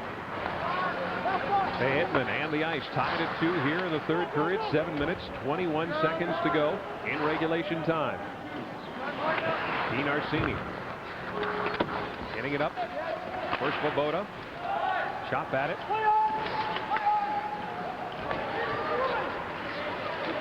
Flattening. Takes out Bader. Loses his stick. Back the other way, Sarich. For Smithson. Smithson. Trying to get around Svoboda. Instead, it's Nielsen. He's stopped by Steve McCarthy. Captain of the Kootenay Ice. Has one of the goals. For Kootenay, he'll backhand it in. Then take a bump from Robin Gomez. Rod Sarich starts out quickly from behind his own net. To Smithson. Cross-ice pass looking for Gomez. Too far for him. Walker will get to it. And that will be icing against the Hitmen. Kevin, 6'2", 190-pound crash and bang, skate and sweat. Jared Smithson just signed a contract as a 20-year-old free agent with the LA Kings. And, you know, that has to, when the word of that happening around the league and all this CHL hockey gets around, it just boosts every 20-year-old out there that's doing the things that Jared Smithson has done to contribute to a hockey team. And, you know, guys like Moran and guys like Kenton Smith and all those guys, Mike Green that's done so well here tonight, when they hear a 20-year-old sign, hey, it's a big boost because you know they've come back for all the right reason, and it's great to see them be rewarded. Smithson is one of the fan favorites in this building. I know he's one of your favorites. We watched that game last night. You love the way he strides. You love the way he comes back on defense. Absolutely. His skating is exceptional. He gets in full speed in 2 strides, in 2 full strides, maybe better than anybody on Calgary team. Arsini with a shot, blocker saved by Sarich behind the net now. Public centering it out in front. And it's cleared away. Kinch gets it up to Bettinger. Dan Petcher, long shot. And Blackburn got a piece of it and send it into the seats. Speaking of the seats, Pretty good crowd here at the Saddle Dome, and this team is drawing well. 7,100 folks in attendance, and over 8,000 here last night to see the Spokane Chiefs. So the NHL and the CHL can coexist. At least that's the story in Calgary. They're trying it in Montreal and Toronto, and they want to try it in Vancouver very soon. Now they've taken a little bit of a chance in any expansion city, Kevin, as you know, because if it's an expansion franchise, there's going to be some long losing nights, but we certainly wish them well in Vancouver. I think it's a great move. 6 minutes, 5 seconds to go here in regulation time. Behind the net. Doing some good job getting McCausland. Quick shot. And Blackburn had to be called on to make another big save. Bubnik knocks down Sinclair. Keeps it in. Number 14 with McCausland out in front. Here's Bubnik. Wrist shot. And again, Blackburn made the save. This line of the Hitmen working hard down low. Sinclair now getting it out. Backhanding it into the Hitman zone. He'll head to the bench. Gladney steps out, along with Fisher and Green, Arsini, and Svoboda. Fisher, pass for Gladney. That's broken up, sent back into the Hitman zone. Dean Arsini will go back to touch it, and that's going to be icing. We're knotted at 2 here with time winding down in regulation. CHL Sunday on Sportsnet. Lots of long-distance companies let you save money when you call at night. But have you seen what they're charging you during the day? At Sprint Canada, there's no difference between night or day. You get the same low rate no matter when you call. For $2.95 a month, call anytime, night and day to anywhere in Canada and pay just 10 cents a minute. It's easy. Call 1-800-THE-MOST today. Night, day, it's all the same to us. Here's what happens inside high horsepower engines. They get hot. Hot enough to turn firemen into ice cream truck drivers. You don't play with heat like this. You get Quaker State High Performance, a synthetic blend for high horsepower engines. It's been tested. Actually, it's been barbecued. For pure maximum protection, nothing's better. Quaker State, sensible technology. What more do you need to know? This is a rental car. It's just a car, not even your car. So what's the big difference when you're choosing? Price. You search, get the rates, and what you're really looking for is a great car at a low rate. That's Thrifty. So the next time you need a rental car, call Thrifty. Just what you want, just Thrifty.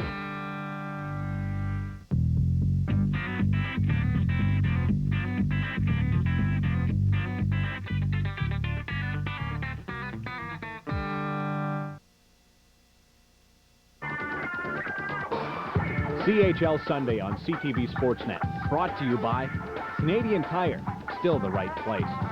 By Dodge, a proud sponsor of Major Junior Hockey. By Molson Canadian, it's a Canadian game. And by Sherwood, proud to serve the hockey world. 16-year-old Dan Blackburn has 3 shutouts to his credit. He's made 25 saves here this afternoon, and he's also coming close here. The close shave of the game brought to you by Big Shavers. Quality you expect, convenience you need, price right. In a 2-2 game, when the puck ends up in front of the net and goes over the net, just like that. It might be a 3-pointer in field goal football, but it's a close shave in this game. And it's close here, 5:15. Left in regulation time. We're all tied up at 2.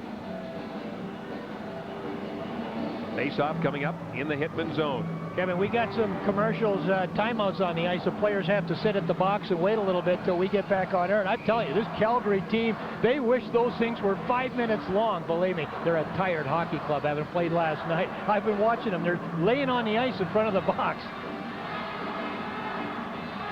From the face-off, Bubnik wins it back to Sarich. To McCausland. To Bubnik. Back the other way. And that one ends up in the seats. It was shot there by Jason Jaffrey.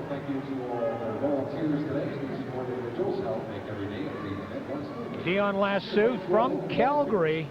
500 penalty minutes he's had in this league, and he doesn't do anything spectacular back there, but he doesn't do anything that hurts you. You just have to be solid, and he brings a solid game to this hockey team. 2-2 here with 5 minutes left in the third. Let's now go to San Diego and join the Mexico and Canadian soccer game. Here's the kickoff. Thanks, guys. Jerry Dobson here along with Bob Leonarduzzi. We are set to go to the quarterfinal game, Canada and Mexico in the Gold Cup. The winner of this game advances to the semifinals. This game just starting now. Canada in red, of course, Mexico in green. We will update this game for you if anything happens until the conclusion of the hockey game, at which point we will bring you this game in its entirety to its conclusion live from San Diego. Let's send it back now to the hockey game.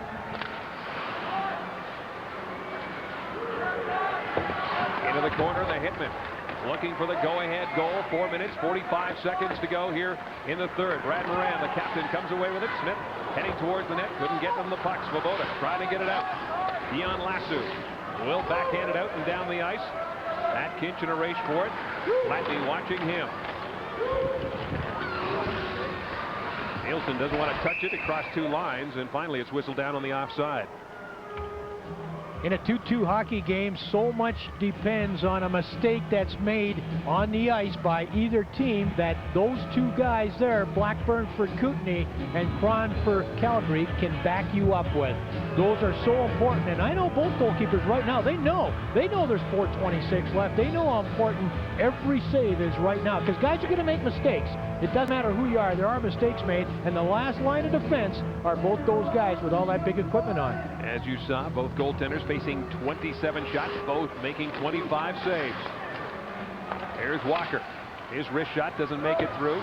Svoboda behind the net. Works it out in front. Pettinger there to clear it away. He takes a bump. Kinch carries on to Kenton Smith. In the Kootenay zone, Smith hanging onto it.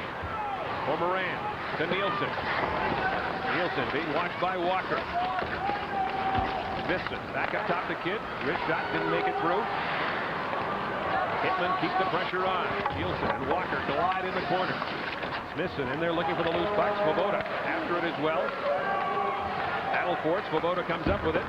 Gets it out. Nice pass to Latney. Latney holding on. He'll just flip it in and head to the bench. With 3 minutes and 33 seconds to go here in the third period. Atkins back the other way. He'll flip it in. Bouncing puck. Blackburn will hold on to it with Dan Pettinger right on the doorstep. Not only is the goaltending so important in a 2-2 game with 3:26 left, but certainly Coach Clark on the left and Coach McGill on the right. You know, they want to make all the right moves, and especially for Coach Clark, Dean Clark there, Kevin, you know, having played last night, McGill on the right, his team played Friday night at a 5-3 win against Saskatoon, but Coach Clark last night, he knows he's got a tired hockey club, and boy, to identify the guys right now that still have a little gas left in the tank is a big job for him to do. And also the Hitmen, we talked about them, handicapped by the fact they were without their top gun, Pavel Brendel. Suspended 1 game, match penalty last night against Spokane. Full for the ice, trying to keep it in. McCarthy at the line, loops it to Beach to Jordan Kristanovic. Here's Kristanovic trying to get around Fisher. Pettinger carries on, and it's offside. As Beach got in ahead of the play, much to the chagrin of the folks assembled here at the Saddle Dome.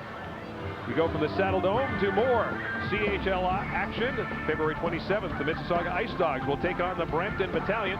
That game goes at 2 o'clock Eastern, 11 o'clock Pacific, right here on CTV Sportsnet. Game day, every day. Over 7,000 fans here at the Saddle Dome. Must be Balloon Day. Or somebody's birthday. Hey, that's a great birthday present. Taking in a Hitman game. Certainly one you can afford these days, isn't it? 2 minutes, 53 seconds to go in the third period. Bart out in front. Quick shot. Couldn't get it away as it hopped under his stick. Hopped over his stick, I should say, as Walker goes back into his own zone. Burt is all alone. Wade Burt with a chance, and there is Bubnik. Centering pass. Get the shot away. 2 good chances at either end. Sarich slowing things down, sitting up behind his net. Svoboda watching him. Gets it to Michael Bubnik. Fires it into the opposite end. Heel hand to the bench. Arsini with a pass for Flatney. Too far for him. Kenton Smith will pick it up there. Smith being watched by Svoboda. Pass for Moran. That didn't work. Moran gets it back. 2 minutes to go here in regulation time. We're tied at 2. Arsini, he's knocked down. Svoboda at the blue line, stripped to the puck. Moran couldn't keep it onside. Fired in around the boards. Arsini trying to get it out. Nielsen does a good job of keeping it in. Smithson looking there to help him out. Moran behind the net. Smithson heading for the front of the net. Back up top instead. Kenton Smith, wrist shot. And Blackburn makes the save with Nielsen right on the doorstep. Chris Nielsen took a shot. And then he got kind of fell over as Matt Walker gave him a slight push. And then Nielsen comes back with a stick. Kevin, Matt Kinch at 5'11", 180 pounds. Buffalo 5th rounder. You know, there's something magic about that 5'11", 180. It's also the size of Brad Moran, a Buffalo draft, and it's certainly the size of a pretty good bag of bones Mike Peck at 5'11", 180 pounds. And, you know, for Kinch, the only real problem he's going to have to make it into professional hockey will be dealing with NHL power forwards at his size. But he certainly has all the tools. And in a game like this right now, a minute and 29 left, in this third period, he's made a lot of the safe plays. You watch him. He'll make that safe dump in. He won't take the shot from the point that gets blocked and gives the other team a breakaway. Kinch is a guy to have on the ice right now, and I know Clark knows that as well. That's why he's out there. He's out there indeed with Kenton Smith.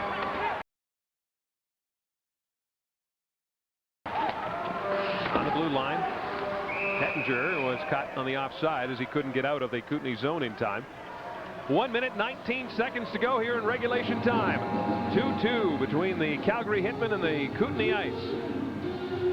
Yeah, a lot of concern here as both teams know that there's, you know, certainly 2 points up for grab if you can win this hockey game.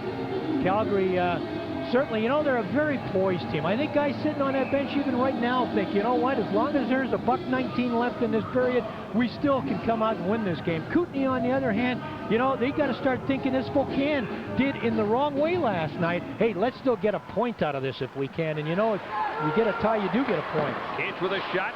Save. Puck goes up in the air. Kinch. Another chance. Blackburn had to be sharp. Arsini. Less than a minute to go now in regulation time. Smith will keep it in for Calgary. Centered out in front. Burt has it go between his legs and comes up to center. There's Matt Kinch trying to set up Beach. Steve McCarthy stays calm and gets it out. Back they come, though. Here's Chris Beach moving in with Jordan Kristanovich. Kristanovich, quick wrist shot, and Blackburn the save. 36 seconds to go now. The Kootenay Ice will get it out and down into the Calgary zone. Kinch will touch it, and that's going to be icing. It'll come back all the way into the Kootenay zone with 29.3 seconds to go in regulation time. Somehow you kind of get a feeling that that team in blue, the Ice there, and the Hitmen on the other side of that divider over there, that these people, these two teams are destined for a much bigger dance at the end of the season here, don't you? You got a feeling that these teams might somehow meet one more time, and in a playoff series that last year really, I think, woke this Calgary team up. They got a huge scare. They went down 2-1 against the Ice and then found a way to come back and win that series 4-3, and they never looked back after that. But you know, it's something that guys like Mike Green there are going to have to say, wait a minute, we got to lead our team to get right back there. You know, you got to do all the little things. There's no shortcuts to getting to that point, and that's what's frustrating from a coaching standpoint. Sometimes you think you see players take shortcuts. You can't do it. You got to pay the price. Kootenay Ice here and here, riding a 5-game winning streak. 18 seconds to go. Here's Flatney moving in. Flatney with Green out in front. Flatney behind the net. Trying to circle, takes a shot. Braun stood his ground, and it stays out. Comes down the ice with just 5 seconds to go. The last time these two teams played, they went to overtime, and that's where we're going to head now. January 13, the last overtime. This one's going to go to overtime, but first let's go to San Diego, Mexico, taking on Canada in Gold Cup action. We'll come back for the overtime here in Calgary. Thank you, Kevin. We've played just over 10 minutes of this World Cup quarterfinal match between Canada and Mexico. No score in the match so far, and it's been lively entertainment, Bob. Lively entertainment, and so far so good for Canada. Mexico haven't really dominated territorially. They've created no chances, and Canada themselves are getting some comfortable possession. So a great start for Canada. Canada has never advanced beyond the round-robin portion of this tournament. Meanwhile, Mexico are looking for their 4th straight Gold Cup championship. They won one game and tied one game in the round-robin. Canada tied both their games, and that set up this quarterfinal match. And here comes Mexico on the attack right now, taken down. And something else that we should notice, Mexico are missing their 2 best strikers, Abundis and Hernandez, both key to the Mexican attack, and they're not playing, and that obviously affects Mexico's chances of scoring goals. Carlos Corazon with the foul there, the man who has scored Canada's both goals in this tournament. Luis Hernandez, the main man they are missing. He was injured slightly in the Trinidad game, but is not well enough to start this one, so he will be missed by Mexico, but they are strong throughout their starting lineup and on the bench as well. The free kick to be taken here, and the wall does its job, and then the ball cleared by Canada. Canada starting the same lineup for head coach Holger Osiek, unbeaten in the last 8 games this team has played. This is the same lineup as what we saw when they played South Korea in their last match. So that's the setup for now. No score in the early going in this game. We will update you if anything happens between now and the end of the hockey game. And when the hockey game ends, we will continue to show you the rest of this game live from San Diego. Now, back to junior hockey. Welcome back, and for the 2nd straight time in these meetings between these two teams, we are heading to the extra period, and here's why. As Blatney got the goal on the power play. Yeah, 8:13 in the period. Well, you see him right in front of the net, 15 blue. He waited patiently, waited for the puck to settle. Cron way out of the play. Puck squirted through the crease, and Blatney, his 36th on the season, made it 2-2, and that's where we stand as we head into overtime. 15th power play goal for Blatney, leads the team in that department. As we mentioned, these teams in Calgary, January 13th, 4-3. Calgary won it. Matt Kinch got the overtime winner in that game. Who will be the hero in this game? Bader out there with Sarich, along with Beach and Jordan Kristanovich. Kristanovich moving in. Kristanovich centering pass that hit the side of the net, and Blackburn grabbed it, and he'll hang on to it. That's the acceleration that Kristanovich brings to this team. He's certainly one of the fastest skaters. Him and McCausland, they've never had a skills test here, but they figured Kristanovich is the fastest skater. He almost got Blackburn moving away from the front of the net. And you know why? Because Blackburn, watch how he keeps his feet moving there. Blackburn thought he might be making that pass, and it ended up deflecting off his own defenseman, and that just about caught the short side. Beach facing off against Green, won by the Kootenay Ice, Steve McCarthy. Long pass, Green tips it into the Calgary zone. Rod Sarich is back for it. Green almost intercepted it. Beach pass too far for him. Back the other way, the captain McCarthy. Out there with Svoboda, Green, and Walker. Kristanovich at center. There's the speed. Jordan Kristanovich moving in, still has a centering pass looking for Beach, but it was behind him.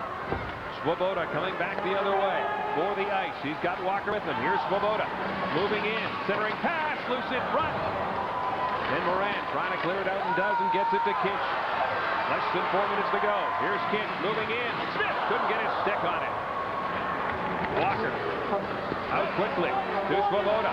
Svoboda trying to get around Smithson, who did a great job from his knees. Tying him up, Yaroslav Svoboda with a good chance. Right up the middle it goes, race for it. Blackburn out of his net, he'll clear it out of harm's way. Moran, though, will keep it in. Here's the captain moving in, and chopped away by Dion Lassu. Smithson with a chance from a tough angle. That one missed the target. Sarich cross-ice pass. That one hit the skates of Smithson, and Blackburn has seen enough, and he'll hang on to it. You know, you can expect anything and everything to happen when there's 4-on-4 because it's puck possession and speed. you'll see two defensemen for the Hitmen. That's Kinch on the left, and on the far right of your screen, that's Smith. Two defensemen lead the rush to try to get that overtime winning goal. You don't see that very often, but that's the green light you got to give your players to go, because you've already got the point, Kevin. You know, you're not going to lose it. You've got the one. Let's go out and get the two for the win. Important for Kootenay. From a psychological standpoint, here's a chance now. Pettinger was in front. He's turned away. Mike Green gets it up to Tuchek. Tuchek trying to get it back to him. Can't do it. Rod Sarich is there. And he'll start out. Long pass. Picked up by Nielsen. Nielsen into the corner. Being watched by Walker. Takes a bump. Dean Arsini has it there for Kootenay. 2 minutes and 54 seconds to go in overtime. Off the boards. Into the Calgary zone. Bader chops at it. Comes loose in front. Nielsen is there. Gives it to Rod Sarich. Sarich. Back to Nielsen. Nielsen trying to barge his way through. Can't do it. Blackburn leaves it there for Steve McCarthy. McCarthy starting out. Nice move to get around Norrie. Here's McCarthy. 3-on-2. Drop pass. Duchek couldn't handle it. Gets it back to McCarthy, though. McCarthy to Lassu. Lassu winds. Fires a shot. Big time save there by Brent Cron. Flatney trying to get another shot away. Instead, Norrie gets it up to Sean McCausland.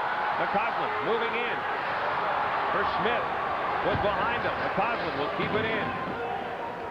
2 minutes to go now in the extra period.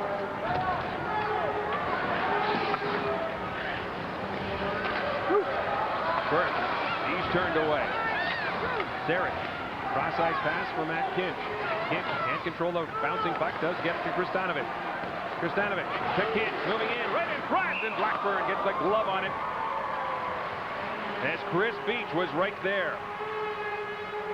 Well, Kevin, when you're in overtime, and it's no different here than it is in the National Hockey League, the referees may as well go to starting pistols instead of whistles, because it's a race. They just go back and forth. One team gets a puck, they go up the ice, they lose possession. The other team gets a puck and goes up the ice. I think it's the greatest time in hockey, don't you? Mike Green will agree. He's had a great game along with Steve McCarthy.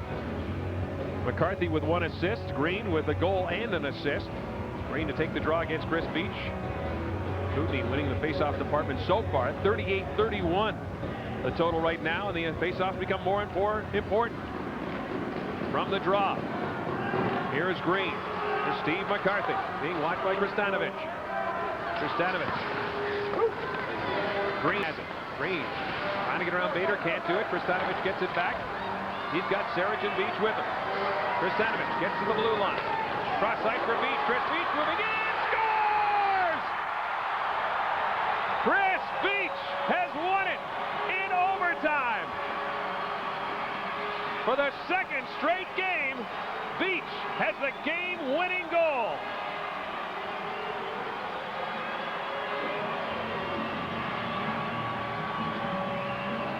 Kristanovic starts this play up the ice. That's him right there. That's the good wheels. Now, you know what? There's an awful lot of play made here by Beach to control his play. It hits a stick. It hits a player. It hits Beach's stick. It goes off, I think, his skate. He stays with it. He's got the good hands to stay with that puck, and is he one happy camper? But Kristanovic, which has made so much happen in this hockey game, is a key to that overtime winning goal. Play of the game brought to you by Kodiak. Kodiak, value, service, tradition since 1912. Chris Beach controls a bouncing puck and wins it in overtime for the Calgary Hitmen, who have now won 20 of their last 21 games here at the Saddle Dome.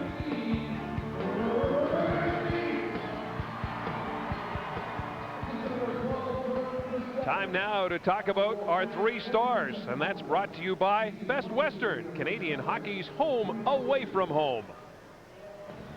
Well, no question, Chris Beach with the goal and the assist, the winning goal. Both goalkeepers, very, very key, Kevin, because they kept their team in this hockey game, and that's what you got to do. So 2 straight wins for the Calgary Hitmen. Now it's time to go from the celebration in Calgary to Qualcomm in San Diego. Soccer coming up on the net.